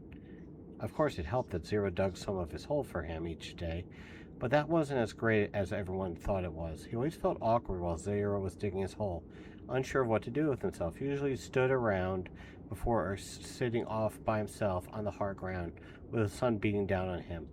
It was a lot better than digging. I'm starting to get tired. But not a lot better. When the sun came up a couple hours later, Stanley looked for the thumb of God. The mountains were little more than dark shadows on the horizon. He thought he could make out a spot where the top mountain seemed to jut forward, but didn't seem very impressive. A short time later, the mountains were no longer visible, hidden behind the glare of the sun, reflecting off the dirty air. It was possible, he realized, that somewhere near where Kate Barlow had robbed his great-grandfather, if that really was her lipstick tube he'd found, then she must have lived around here somewhere. Zero took his turn before the lunch break. Stanley climbed out of his hole and Zero climbed down into it. "Hey, caveman," said Zigzag, "you should get a whip. Then if your slave doesn't dig fast enough, you can crack it across his back." "He's not my slave," said Stanley. "We have a deal, that's all." "A good deal for you," said Zigzag. "It was Zero's idea, not mine. Don't you know, Zig?" X-Ray said, coming over. "Caveman's doing a big favor. Zero likes to dig holes." "He sure is a nice guy to let Zero dig his hole for him," said Squid. "Well, what about me?" asked Armpit. "I like to dig holes, too. Can I dig for you, Caveman, after Zero's finished?" "No, I want to," said Zigzag. "It's my birthday." The other boys laughed. Stanley tried his best to ignore them. Zigzag kept at it. "Come on, Caveman. Be a pal. Let me dig your hole." Stanley smiled as if it were all a big joke. When Mr. Pendanski arrived with water and lunch, Zigzag offered Stanley his place in line. "Since you're so much better than me," Stanley remained where he was. "I didn't say I was bet." "You're insulting him, Zig," said X-Ray. "Why should Caveman take your place when he deserves to be at the very front? He's better than all of us, aren't you, Caveman?" "No," said Stanley. "Sure you are," said X-Ray. "Now come to the front where you belong. That's okay." "No, it's not okay," said X-Ray. "Get up here." Stanley hesitated, then moved to the front of the line. "Well, this is the first," Mr. Pendanski said, coming around to the side of the truck. He filled Stanley's canteen and handed him a sack lunch. Stanley was glad to get away. He sat down between his hole and Zero's. He was glad that he'd be digging his own hole for the rest of the day. Maybe the other boys would leave him alone. Maybe he shouldn't let Zero dig his hole for any more. But he needed to save his energy to be a good teacher. He bit into his sandwich, which contained some kind of meat and cheese mixture that came in a can. Just about everything at Camp Green Lake came in a can. The supply truck came once a month. He glanced up to see Zigzag and Squid walking towards him. "I'll give you my cookie if you let me dig your hole," said Zigzag. Squid laughed. "Here, take my cookie," said Zigzag, holding it out for him. "No, thanks," said Stanley. "Come on, take my cookie," said Zigzag, sticking it in his face. "Leave me alone," said Stanley. "Please eat my cookie," said Zigzag, holding it under Stanley's nose. Squid laughed. Stanley pushed it away. Zigzag pushed him back. "Don't push me." I didn't." Stanley got to his feet. He looked around. Mr. Pendanski was filling Zero's canteen. Zigzag pushed him again. "I said, don't push me." Stanley took a step back, carefully avoiding Zero's hole. Zigzag kept after him. He shoved Stanley and said, "Quit pushing." "Lay off," said Armpit, as he, Magnet, and X-Ray joined them. "Why should he?" snapped X-Ray. "Caveman's bigger. He can take care of himself." "I don't want any trouble," Stanley said. Zigzag pushed him hard. "Eat my cookie," he said. Stanley was glad to see Mr. Pendanski coming toward them along with Zero. "Hi, Mom," said Armpit. "We were just fooling around." "I saw what was going on," Mr. Pendanski said. He turned to Stanley. "Go ahead, Stanley. Hit him back. You're bigger." Stanley stared at Mr. Pendanski in astonishment. Teach the bully a lesson. Zigzag hit Stanley on the shoulder with his open hand. "Teach me a lesson." Stanley made a feeble attempt to punch Zigzag, then he felt a flurry of fists against his head and neck. Zigzag had a hold of his collar with one hand and was hitting him with the other. The collar ripped and Stanley fell backward onto the dirt. "That's enough," Mr. Pendanski yelled. It wasn't enough for Zigzag. He jumped on top of Stanley. "Stop!" shouted Mr. Pendanski. The side of Stanley's face was pressed against the dirt. He tried to protect himself, but Zigzag's fist slammed off his arms and pounded his face into the ground. All he could do was wait for it to be over. Then suddenly Zigzag was off of him. Stanley managed to look up, and he saw that Zero had his arm around Zigzag's long neck. Zigzag made a gagging sound as he desperately tried to pry Zero's off of him. "You're going to kill him," shouted Mr. Pendanski. Zero kept squeezing. Armpit charged into them, freeing Zigzag from Zero's chokehold. The three boys fell into the ground in different directions. Mr. Pendanski fired his pistol into the air. The other counselors came running from the office. The tents are out on the lake. They had their guns drawn, but holstered them when they saw the trouble was over. The warden walked over from her cabin. "There was a riot," Mr. Pendanski told her. "Zero almost strangled Ricky." The warden looked at Zigzag, who was stretching and massaging his neck. Then she turned her attention to Stanley, who was obviously in the worst condition. "What happened to you?" "Nothing. It wasn't a riot. Ziggy was beating up Caveman," said Armpit. "Then Zero started choking Zigzag, and I had to pull Zero off of Zigzag. It was all over before Mom fired her gun. They just got a little hot, that's all," said X-Ray. "You know how it is in the sun all day. People get hot, right? But everything's cool now." "I see," the warden said. She turned to Zigzag. "What's the matter? Didn't get a puppy for your birthday?" "Zig's just a little hot," said X-Ray. "Out in the sun all day, you know how it is. The blood starts to boil." "Is that what happened, Zigzag?" asked the warden. "Yeah," said Zigzag, like X-Ray said. "Working so hard in the hot sun, while Caveman just sits around doing nothing. My blood boiled." "Excuse me," said the warden. "Caveman digs his holes, just like everyone else." Zigzag shrugged. "Sometimes." "Excuse me?" "Zero's been digging part of Caveman's hole every day," said Squid. The warden looked from Stanley to Squid to Zero. "I'm teaching him to read and write," said Stanley. "It's sort of a trade. The hole still gets dug, so what does it matter who digs it?" "Excuse me?" said the warden.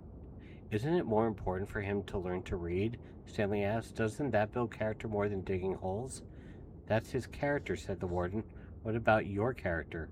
Stanley raised and lowered one shoulder. The warden turned to Zero. "Well, Zero, what have you learned so far?" Zero said nothing. "Have you been just digging Caveman's holes for nothing?" the warden asked him. "He likes to dig holes," said Mr. Pendanski. "Tell me what you learned yesterday," said the warden. "Surely you can remember that." Zero said nothing. Mr. Pendanski left. He picked up a shovel and said, "You might as well teach the shovel to read. It's got more brains than Zero." "The at sound," said Zero. "The at sound," repeated Warden. "Well then, tell me, what does CAT spell?" Zero glanced uneasily. Stanley knew he knew the answer. Zero just didn't like answering questions. "Cat," Zero said. Mr. Pendanski clapped his hands. "Bravo, bravo. The boy's a genius." "F-A-T?" asked the warden. Zero thought a moment. Stanley hadn't taught him the F sound yet. "F," Zero whispered. "F, fat, fat."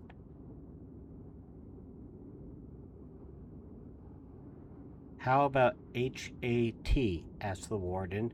Stanley hadn't taught him the H sound either. Zero concentrated, then said, "Chat." All the counselors laughed. "He's a genius, all right," said Mr. Pendanski. "He's so stupid he doesn't even know he's stupid." Stanley didn't know why Mr. Pendanski seemed to have it in for Zero. If Mr. Pendanski only thought about it, he'd realize it was very logical for Zero to think that the letter H made the CH sound. "Okay, from now on, I don't want anyone digging anyone else's holes, said the warden, and no more reading lessons. I'm not digging another hole, said Zero. Good, said the warden. She turned to Stanley. You know why you're digging holes? Because it's good for you. It teaches you a lesson. If Zero digs your hole, then you're not learning a lesson, are you? I guess not, Stanley mumbled, although he knew they weren't digging to learn a lesson. She was looking for something that belonged to Kissing Kate Barlow. Why can't I dig my own hole, but still teach Zero to read? He asked. I'll tell you what's wrong with that, the warden said. It leads to trouble. Zero almost killed Zigzag. It causes him stress, Mr. Pendanski. I know you mean well, Stanley, but face it, Zero's too stupid to learn to read. That's what makes his blood boil, not the hot sun. I'm not digging another hole, said Zero. Mr. Pendanski handed him the shovel. Here, take it, Zero. It's all you'll ever be good for. Zero took the shovel. Then he swung it like a baseball bat. The metal blade smashed across Mr. Pendanski's face. His knees crumpled beneath him. He was unconscious before he hit the ground. The counselors all drew their guns. Zero held the shovel out in front of him, as if they were going to try to bat away the bullets. I hate digging holes, he said. Then he slowly backed away. Don't shoot him, said the warden. He can't go anywhere. The last thing we need is an investigation. Zero kept backing up, out past the cluster of holes the boys had been digging, then farther and farther out onto the lake. He's going to have to come back for water, the warden said. Stanley noticed Zero's canteen lying on the ground near his hole. A couple of the counselors helped Mr. Pendanski to his feet and into the truck. Stanley looked out towards Zero, but he had disappeared into the haze. The warden ordered the counselors to take turns guarding the shower room and the rec room all day and night. They were not to let Zero drink any water. When he returned, he was brought directly to her. She examined her fingernails and said, It's almost time for me to paint my nails again. Before she left, she told the 6 remaining members of Group D that she still expected 7 holes. We'll read a couple more chapters, and I think we're going to call it a night. We got a nice big stream for you guys tomorrow, playing Tony Hawk's Pro Skater 2 Crowd Control. I hope you guys are excited for it. I am, for sure. Stanley angrily dug his shovel into the dirt. He was angry at everyone, Mr. Pendanski, the warden, Zigzag, X-Ray, and his no-good, dirty, rotten, pig-stealing great-great-grandfather. But mostly he was angry at himself. He knew he should have never let Zero dig part of his hole for him. He still could have taught him to read. If Zero could dig all day and still have the strength to learn, then he should be able to dig all day and still have the strength to teach. What he should do, he thought, was go after Zero, but he didn't. None of the others helped him dig Zero's hole, and he didn't expect them to. Zero had been helping him dig his hole. Now he had to dig Zero's. He remained out on the lake, digging during the hottest part of the day, long after everyone else had gone in. He kept an eye out for Zero, but Zero didn't come back. It would have been easy to go after Zero. There was nobody to stop him. He kept thinking that's what he should do. Maybe they could climb to the top of Big Thumb. If it wasn't too far away, and if it really was the same place where his great-grandfather found refuge, and if, after 100 years or so, the water was still there. It didn't seem likely, not when an entire lake had gone dry. And even if they found refuge on Big Thumb, he thought, they still have to come back here eventually. Then they'd have to both face the warden and her rattlesnake fingers. Instead, he came up with a better idea, although he didn't quite have it all figured out yet. He thought that maybe he could make a deal with the warden. He'd tell her where he really found the gold tube if she wouldn't scratch Zero. He wasn't sure how he'd make this deal without getting himself deeper in trouble. She might just say, tell me where you found it or I'll scratch you too. Plus, it would mean X-Ray would get in trouble too. She'd probably scratch him up well. X-Ray would be out to get him for the next 16 months. He dug his shovel into the dirt. By the next morning, Zero still hadn't returned. Stanley saw one of the counselors sitting guard by the water spigot outside the shower well. Mr. Pendanski had 2 black eyes and a bandage over his nose. I always knew he was stupid, Stanley heard him say. Stanley was required to dig only 1 hole the next day. As he dug, he kept a constant watch out for Zero, but never saw him. Once again, he considered going out on the lake to look for him. Let me hit snooze on this ad. Thank you guys for spending time with me. I really appreciate you all.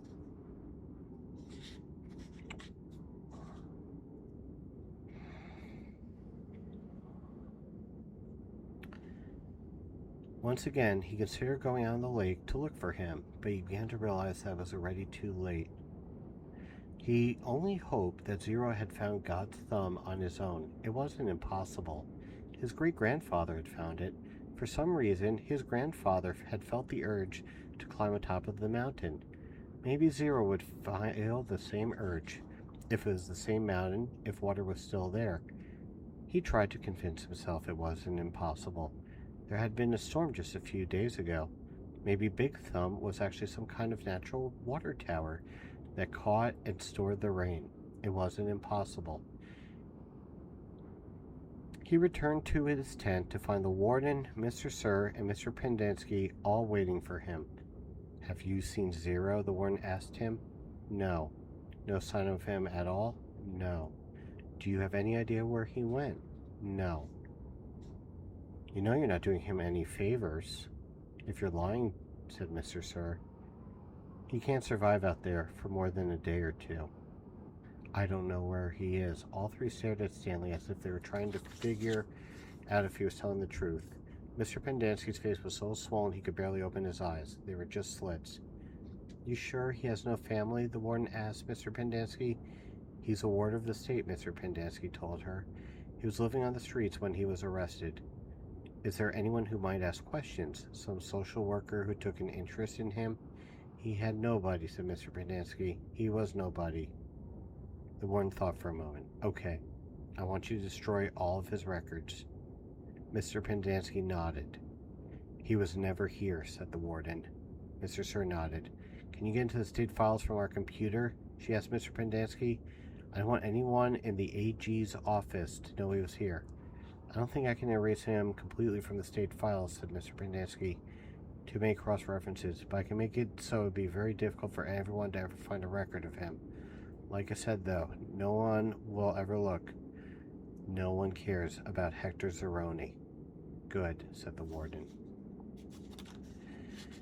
2 days later, a new kid was assigned to Group D. His name was Brian. X-Ray had called him Twitch because he was always fidgeting.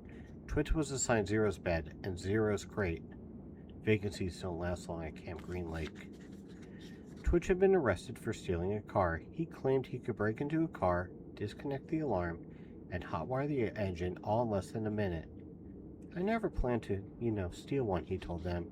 "But sometimes, I'll be walking past a real nice car parked in a desert area, and, I'll just start twitching. If you think I twitch now, you should see me when I'm around a car. The next thing I know, I'm behind the wheel."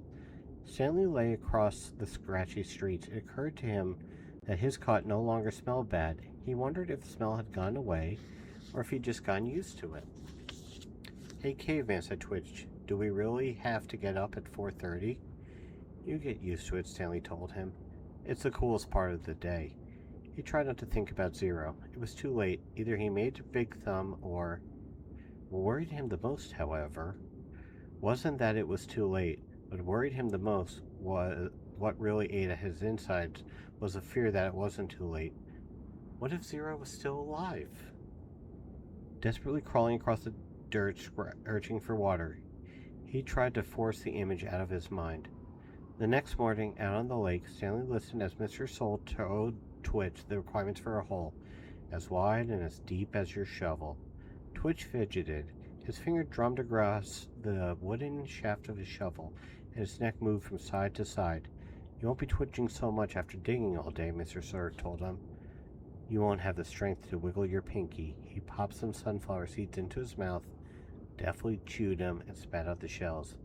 This isn't a Girl Scout camp. The water truck came shortly after sunrise. Stanley got in line behind Magnet ahead of Twitch. What if it wasn't too late? He watched Mr. Sir fill X-Ray's canteen. The image of Zero crawling across the hot dirt remained in his head. But what could he do about it? Even if Zero was somehow alive for more than 4 days, how would Stanley ever find him? It would take days. He'd need a car. Or a pickup truck. A pickup truck with a tank of water in the back. Stanley wondered if Mr. Sir had left the keys in the ignition. He slowly backed away from the line, then circled to the side of the truck. He looked into the window. The keys were there, dangling in the ignition. Stanley felt his fingers start to twitch. He took a deep breath to steady himself and tried to think clearly. He had never driven before. Thank you, Time Zones.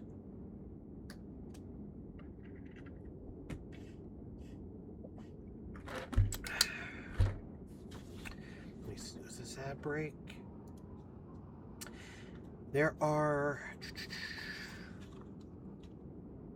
233 pages, and we're on page 147. I'd like to get maybe another 20 pages read before we end stream.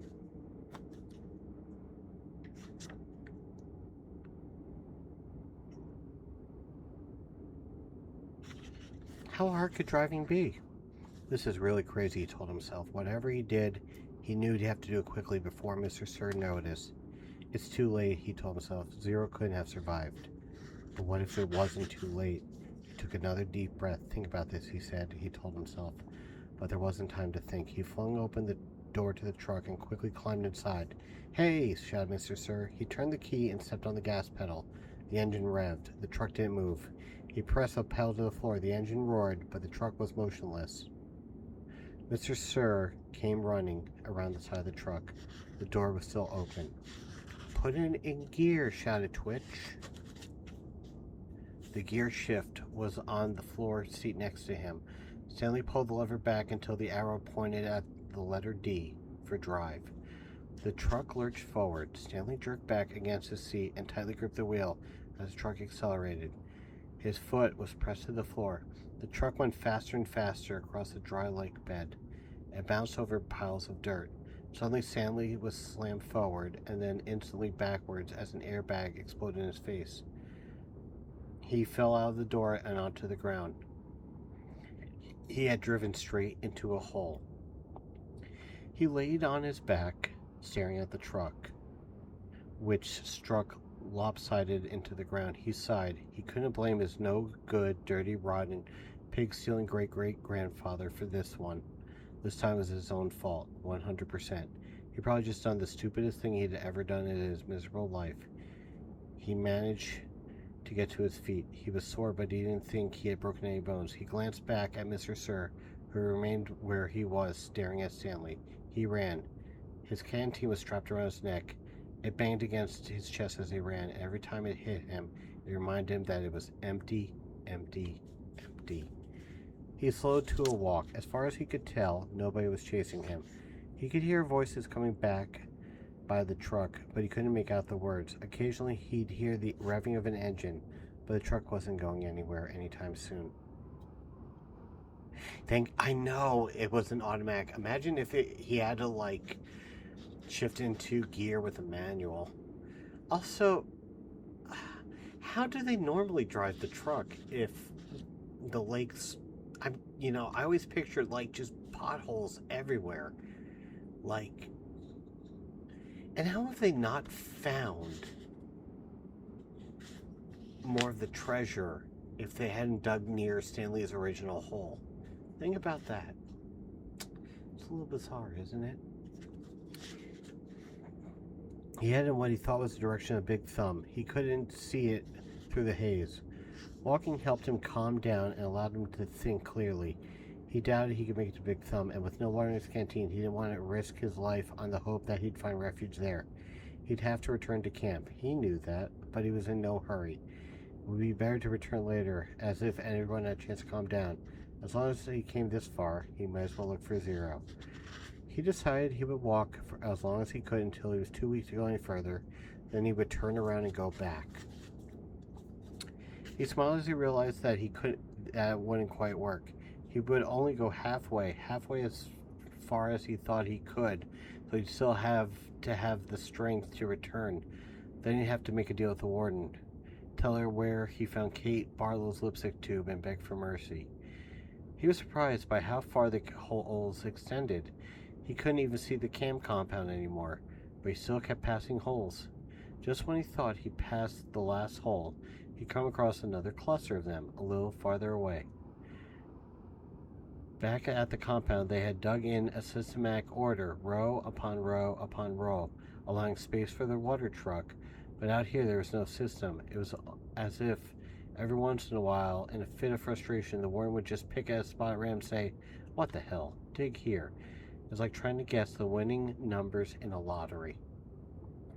Stanley found himself looking down into each hole he passed. He didn't admit to himself what he was looking for.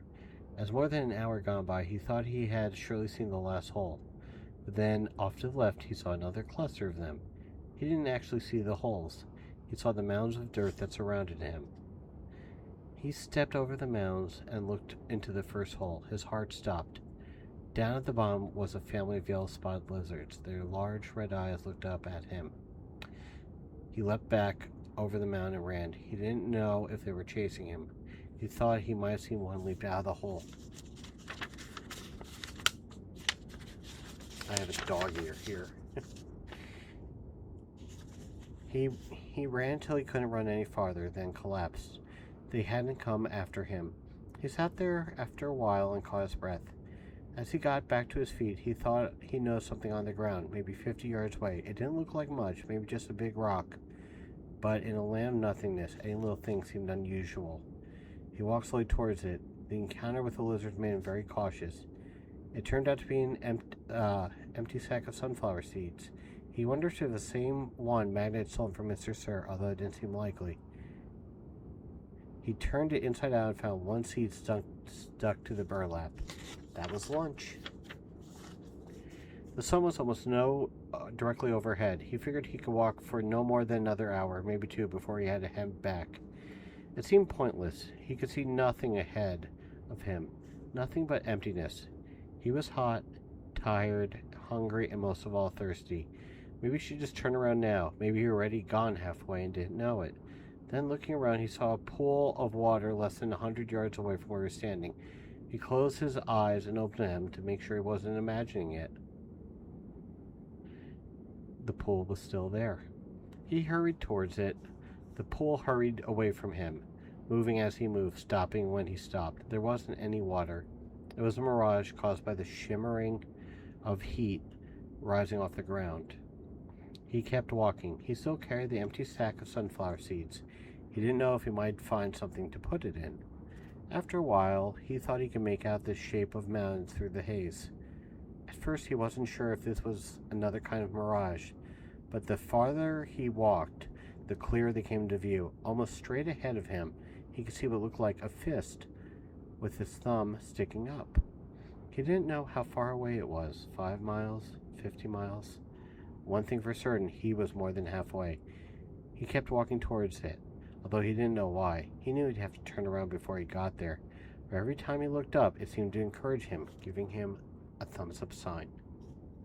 As he continued walking, he became aware of a large object on the lake. He couldn't tell what it was, or even if it was natural or man-made. It looked like a fallen tree, although it didn't seem likely that a tree would grow here. More likely, it was a ridge of dirty rocks. The object, wherever it was not on the way to Big Thumb, but off to the right. He decided to go or not towards the Big Thumb, or maybe just turn around. There's no point in heading towards Big Thumb, he decided. He would never make it. For all he knew, it was like chasing the moon, but he could make it to the mysterious object. He changed directions. He doubted it was anything. The fact that there was something in the middle of all this nothing made it hard for him to pass up. He decided to make the object his halfway point and hoped he hadn't already gone too far. He laughed to himself when he saw what it was. It was a boat, or part of a boat anyway. It struck him funny to see a boat in the middle of this dry and barren wasteland, but after all, he realized this was once a lake. The boat laid upside down, half buried in the dirt. Someone may have drowned here, he thought grimly, at the same spot where he very well could die of thirst. The name of the boat had been painted on the back. The upside-down red letters were peeled and faded, but Stanley could still read the name, Mary Lou. On one side of the boat there was a pile of dirt and then a tunnel leading down below the boat. The tunnel looked big enough for a good-sized animal to crawl through. He heard a noise. Something stirred under the boat. It was coming out. "Hey!" Stanley shouted, hoping to scare it back inside. His mouth was very dry and it was hard to shout very loudly. "Hey!" the thing answered weakly. Then a dark hand and an orange sleeve reached up out of the tunnel. Zero's face looked like a jack-o'-lantern that had been left out too many days past Halloween, half rotten, with sunken eyes and a drooping smile. "Is that water?" he asked. His voice was weak and raspy. His lips were so pale that they were almost white, and his tongue seemed to flop around uselessly in his mouth as he spoke, as if it kept getting in the way. "It's empty," said Stanley. He stared at Zero, not quite believing that he was real. "I tried to bring you the whole water truck," he said, "but," he smiled sheepishly, "I drove into a hole. I can't believe you're—" "Me neither," said Zero. "Come on, we gotta get back to camp." Zero shook his head. "I'm not going back." "You have to. We both have to." "You want some sploosh?" said Zero. "What?" Zero shaded his eyes with his forearm. "It's cooler under the boat," he said. Stanley watched Zero crawl back through his hole. It was a miracle they were still alive. But Stanley knew he would have to get him back to camp soon, even if he had to carry him. He crawled after him, and he was just able to squeeze his body through the hole. He never would have fit when he first came to Camp Green Lake. He lost a lot of weight. As he pulled through, his legs struck something, sharp and hard. It was a shovel. For a second, Stanley wondered how it got there, but then he remembered that Zero had taken it with him after striking Mr. Pendanski. It was cooler under the boat, which was half buried in the dirt. There were enough cracks and holes at the bottom of the boat, now the roof, to provide light and ventilation. He could see empty jars scattered about. Zero held a jar in his hand and grunted as he tried to unscrew it, the lid. "What is it?" "Sploosh." His voice was strained as he worked on the jar. "That's what I call it. They were buried under the boat." He still couldn't get the lid off. "I found 16 jars. Here. Hand me the shovel." Stanley didn't have a lot of room to move. He reached behind him, grabbed the one end of the shovel, and handed it to Zero, blade first. "Sometimes you have to," Zero said, and then he hit the jar against the blade of the shovel, breaking the top of the jar clean off. He quickly brought the jar to his mouth and licked the sploosh off the jagged edges before it spilled. "Careful," Stanley warned. Zero picked up the cracked lid and unlicked the sploosh off that as well. Then he handed the broken jar to Stanley. "Drink some." Stanley held it in his hands and stared at it a moment. He was afraid of broken glass. He was also afraid of the sploosh. It looked like mud. Whatever it was, he realized, it must have been the boat when it sank. That meant it was probably over 100 years old. Who knew what kind of bacteria might have been living in it? "It's good," said Zero. He wondered if Zero had heard of bacteria. He raised the jar to his mouth and carefully took a sip. It was a warm, bubbly, mushy nectar, sweet and tangy. It felt like heaven as it flowed over his dry mouth and down his parched throat. He thought it might have been some kind of fruit at some time, perhaps peaches. Stanley smiled at him. "I told you it was good." Stanley didn't want to drink too much, but it was too good to resist. Then he passed the jar back and forth until it was empty. "How many are left?" he asked. "None," said Zero. Stanley's mouth dropped. "Now I have to take you back." "I'm not digging any more holes," said Zero. "They won't make you dig," Stanley promised. "They'll probably send you to a hospital, like Barfbag." "Barfbag stepped on a rattlesnake," said Zero. Stanley remembered how he'd almost done the same. "I guess he didn't hear the rattle." "He did it on purpose," said Zero. You think? Said Zero. He took off his shoe and sock first. Stanley shivered as he tried to imagine it. What's Maria-la-o-u? Asked Zero. Zero concentrated hard. Maria-la-o-u. I have no idea. I'll show you, said Zero. He crawled back from under the boat. Stanley followed. Back outside, he had to shield his eyes from the brightness. Zero walked around the back of the boat and pointed to the upside-down ladders. Maria-la-o-u. Stanley smiled. Mary Lou. It was the name of the boat. Mary Lou, Zero repeated, studying the letters. I thought Y made the Y sound. It does, said Stanley, but not when it's at the end of a word. Sometimes Y is a vowel, and sometimes it's a consonant. Zero suddenly groaned. He grabbed his stomach and bent over. Are you all right? Zero dropped to the ground. He laid on his side with his knees pulled up to his chest. He continued to groan.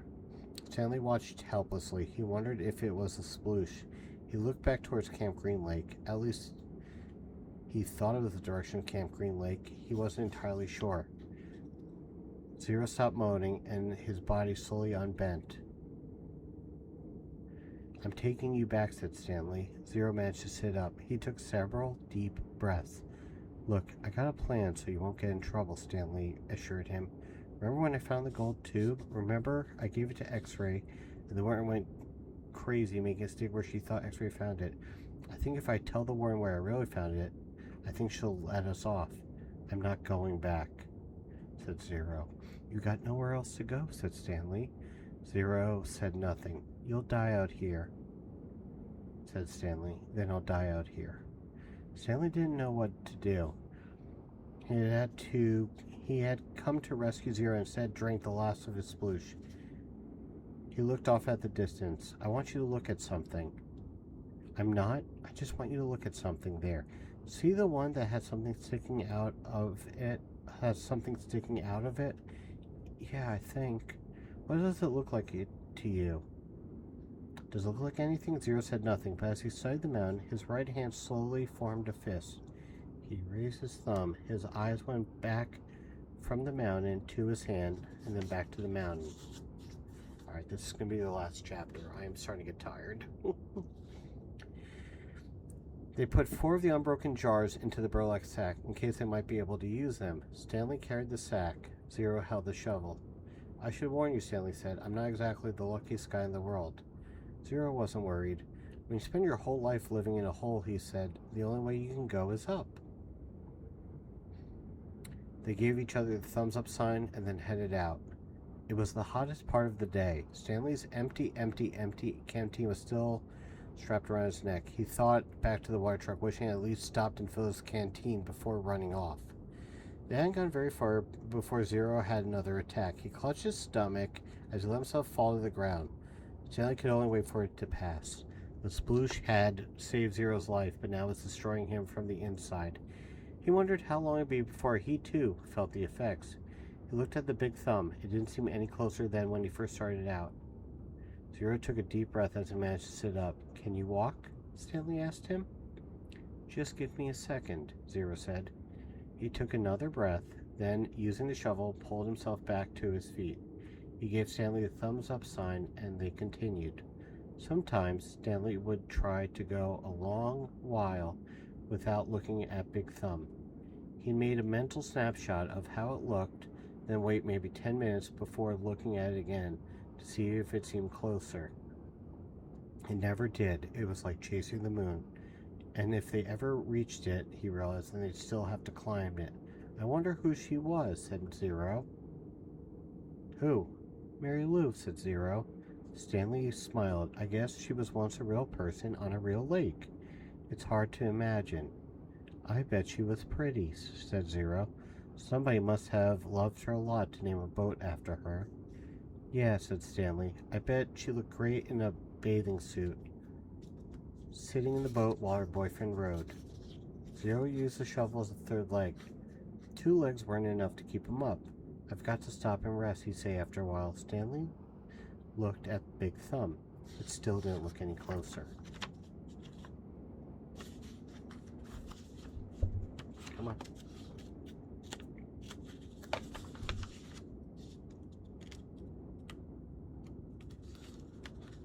Go. He was afraid that if Zero stopped, he might never get started again. We're almost there, he said. He wondered which was closer, Camp Green Lake or Big Thumb. I really have to sit down. Just see if you can go a little. Zero collapsed. The shovel stayed up a fraction of a second longer, perfectly balanced on the tip of the blade, then fell next to him. Zero knelt, bent over with his head on the ground.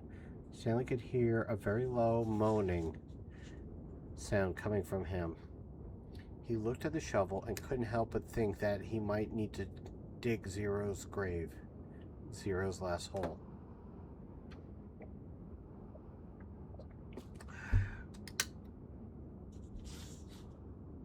And who will dig a grave for me, he thought. But Zero did get up, once again flashing a thumbs up. Give me some words, he said weakly. It took a few seconds to realize what he meant. Then he smiled and said, R-U-N. Zero sounded out to himself, run, run, run. Good. F-U-N. Fun. The spelling seemed to help Zero. It gave him something to concentrate on beside his pain and weakness. It distracted Stanley as well. The next time he looked up at Big Thumb, it really did seem quite closer. They quit spelling words when it hurt too much to talk. Stanley's throat was dry. He was weak and exhausted, yet as bad as he felt, he knew that Zero felt 10 times worse. As long as Zero could keep going, he could keep going as well. It's possible, he thought. He hoped that he didn't get any of the bad bacteria. Zero hadn't been unable to screw the lid. Maybe the bad germs couldn't get in. Maybe the bacteria were only in the jars which opened easily, the ones that were now carrying in his sack. What scared Stanley the most about dying wasn't his actual death. He figured he could handle the pain. It wouldn't be much worse than how he felt now. Maybe, in fact, at the moment of his death, he would be too weak to feel pain. Death would be a relief. What worried him the most, however, was the thought of his parents not knowing what happened to him, not knowing whether he was dead or alive. He hated to imagine what it would be like for his mother and father, day after day, month after month, not knowing, living on false hope. For him, at least, it would be over. For his parents, the pain would never end. He wondered if the warden would send out a search party to look for him. It didn't seem likely. She didn't send anyone to look for Zero. But no one cared about Zero. They simply destroyed the files. But Stanley had a family. She couldn't pretend he was never there. He wondered what she would tell him, and when. What do you think's up there? Zero asked. Stanley looked at the top of Big Thumb. Oh, probably an Italian restaurant, he said. Zero managed to laugh. I think I'll get a pepperoni pizza and a large root beer, said Stanley. I want an ice cream sundae, said Zero, with nuts and whipped cream and bananas and hot fudge. Okay, that would make you a lot more thirsty, though. I would not recommend that. The sun was almost directly in front of them. The thumb was pointed up towards it. They came to the end of the lake. Huge white stone cliffs rose before them. Unlike the eastern shore where Camp Green Lake was situated, the western shore did not slope down gradually. It was as if they had been walking across the flat bottom of a giant frying pan, and now, somehow, they had to climb up out of it. They could no longer see Big Thumb. The cliffs blocked their view. The cliffs also blocked out the sun. Zero groaned and clutched his stomach, but he remained standing. I'm all right, he whispered. Stanley saw a rut, about 1.6 feet deep, running down a cliff. On either side of the rut were a series of ledges. Let's try there, he said. It looked to be about a 50-foot climb, straight up. Stanley still managed to hold the sack of jars in his left hand as he slowly moved up from ledge to ledge, crisscrossing the rut. At times he had to use the side of the rut for support in order to make it to the next ledge. Zero stayed with him. Somehow, his frail body trembled as he climbed the stone wall. Some of the ledges were wide enough to sit on. Others stuck out no more than a few inches, just enough for a quick step.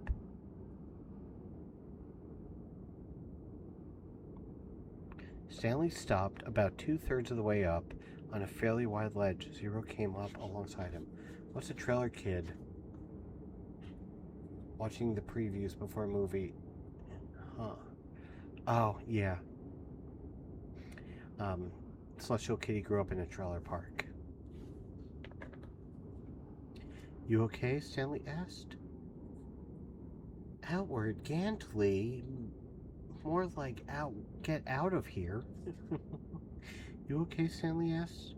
Zero gave the thumbs up sign. Stanley was able to do the same. He looked above him. He wasn't sure how he'd get to the next ledge. It was 3 or 4 feet above his head, and he didn't see any footholds. He was afraid to look down. Give me a boost, said Zero. Then I'll pull you up with a shovel. You won't be able to pull me up. Yeah, I've been to her childhood home. It was really nice. I will be able to pull you up. Trust me, said Zero. Stanley cupped his hands together, and Zero stepped on his interwoven fingers. He was able to lift Zero high enough for him to grab the protruding slab of rock. Stanley continued to help him from below as Zero pulled himself onto the ledge. While Zero was getting himself situated up there, Stanley attached the sack to the shovel by poking a hole through the burlap. He held it up to Zero. Zero first grabbed a hold of the sack, then the shovel.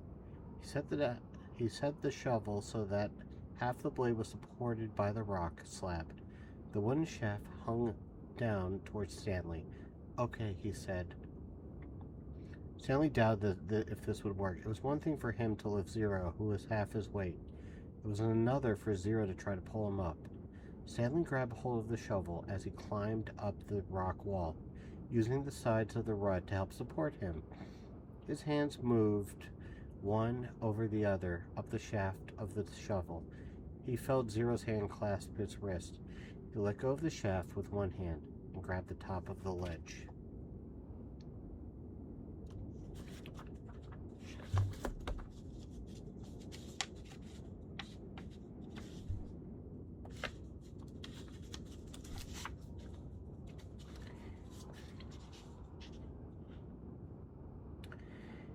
He gathered his strength and for a brief second seemed to defy gravity as he took a quick step up the wall with Zero's help, pulled himself the rest of the way over the ledge. He caught his breath. There was no way he could have done that a few months ago. He noticed a large spot of blood on his wrist. It took him moments to realize it was Zero's blood. Zero had deep gashes in both hands. He held onto the metal blade of the shovel, keeping it in place as Stanley climbed it. Zero brought his hands to his mouth and sucked up the blood. One of the glass jars had broken the sack. They decided to save the pieces. They might need to make a knife or something. They rested briefly and then continued on up. It was a fairly easy climb the rest of the way. When they reached flat ground, Stanley looked up to see a sun as a fiery ball bouncing on top of the big thumb. God was twirling a basketball. Soon they were walking the long, thin shadow of the thumb. And that is where we will stop for the evening. I hope you guys are enjoying the book. It's fun to reread it. I had really bad reading comprehension when I was young, so I didn't always really understand what was going on in the book. And, I would miss a detail and have trouble imagining what was going on. I still have that issue, but it's getting a little better these days. Well, thank you everyone who came out. Hope you all had a really, really cherry round. The fact that I'm third is an honor. Is it your left hand and your right hand?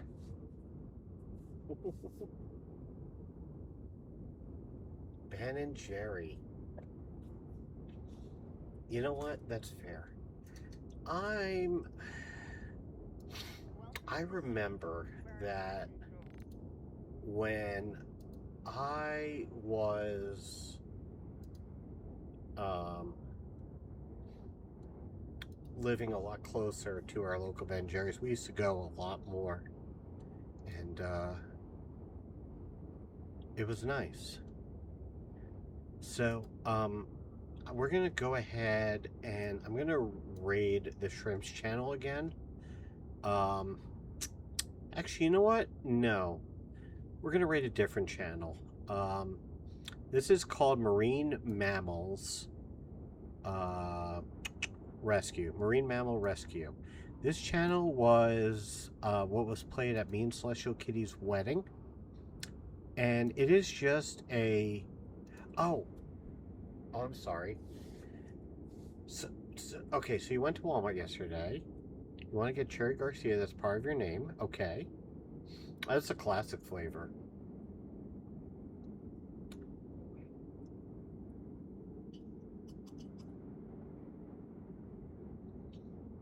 But yes, we also had a local ice cream shop do ice cream for our wedding. Fix the curls a bit in my wig.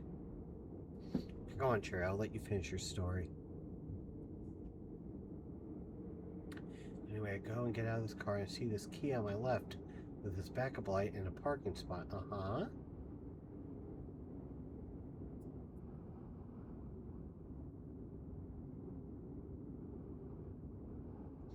I'm gonna try different shades of light.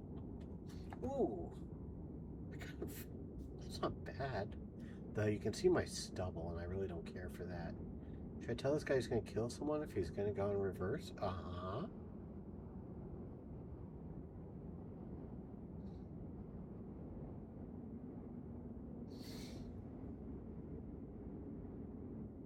Oh, I like that light better. That's actually a lot better. I think I might use that going forward.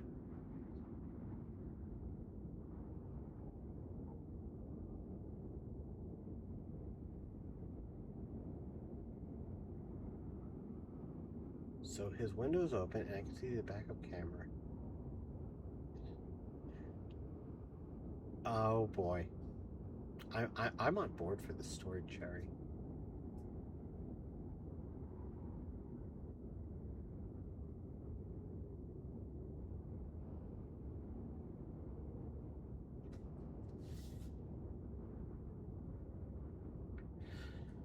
I'm really curious how this guy reacts. Thanks, in a sarcastic tone. Oh no. Goodness. He didn't seem too grateful, I guess. I'm thinking, oh no.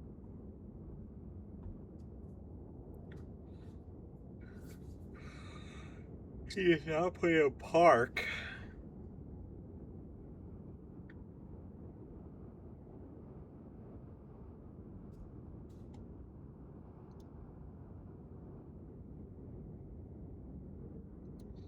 What does he do? Is the question.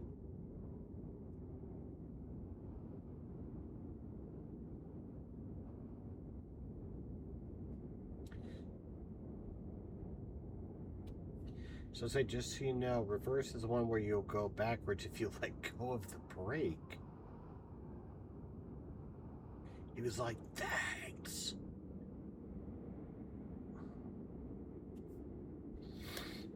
Cherry, I know you live in Florida, and this seems like a very Florida story. Wait, he said to you, you're supposed to fix it? Because that's hilarious if you did. Okay.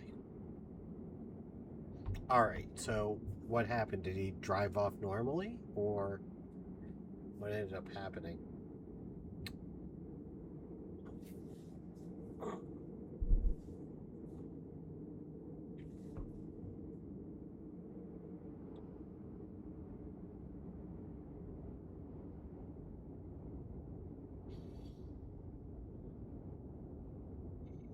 When I got my Benji, 10 minutes later, he was still there, but with his car in park. And he was just sitting there and his car was still going. Oh my goodness. Yeah, that does seem like a very Walmart story.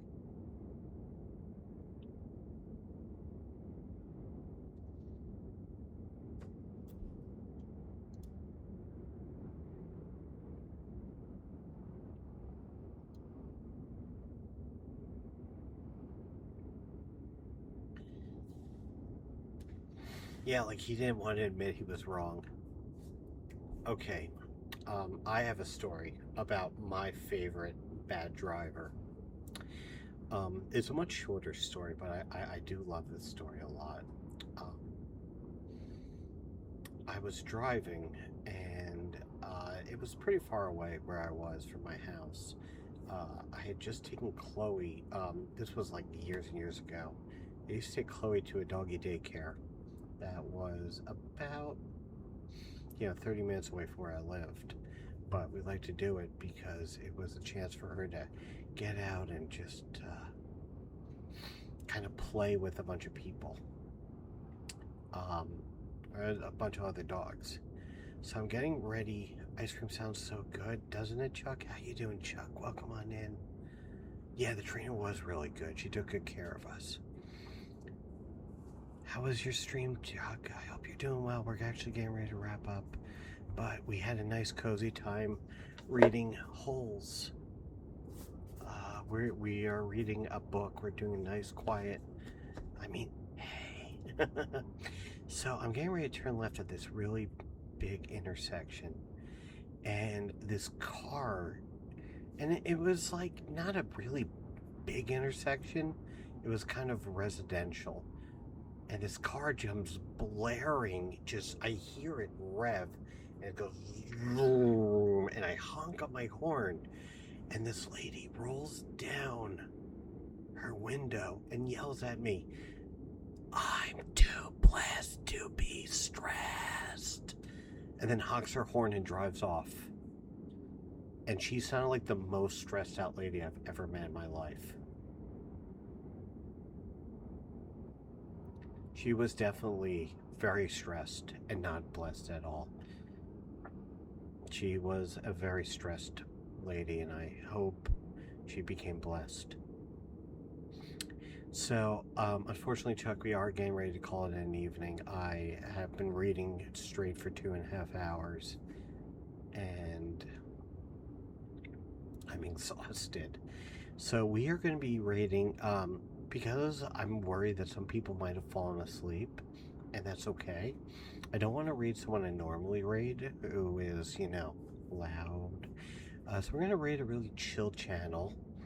It's called Marine Mammal Rescue, and it is a 24-hour stream of sea otters. And for those of you who don't know, sea otters was the theme of me and Celestial Kitty's wedding. And we had this Twitch channel playing 24 hours a day. So it'd just be nice if, someone's fallen asleep, they can wake up to it. So we'll be live tomorrow with Tony Hawk's Pro Skater 2 Crowd Control.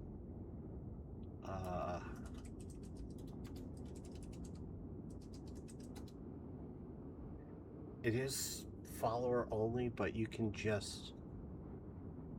Oh, Chuck, I love you as much as I love sea otters. And you have a hobby husband, so you have lots of people. I love all of you as much as I love sea otters. I hope you all have a wonderful evening. Thanks for being here. You guys mean the world to me, and I mean it absolutely. Please take care of one another and have a good sleep. Good night.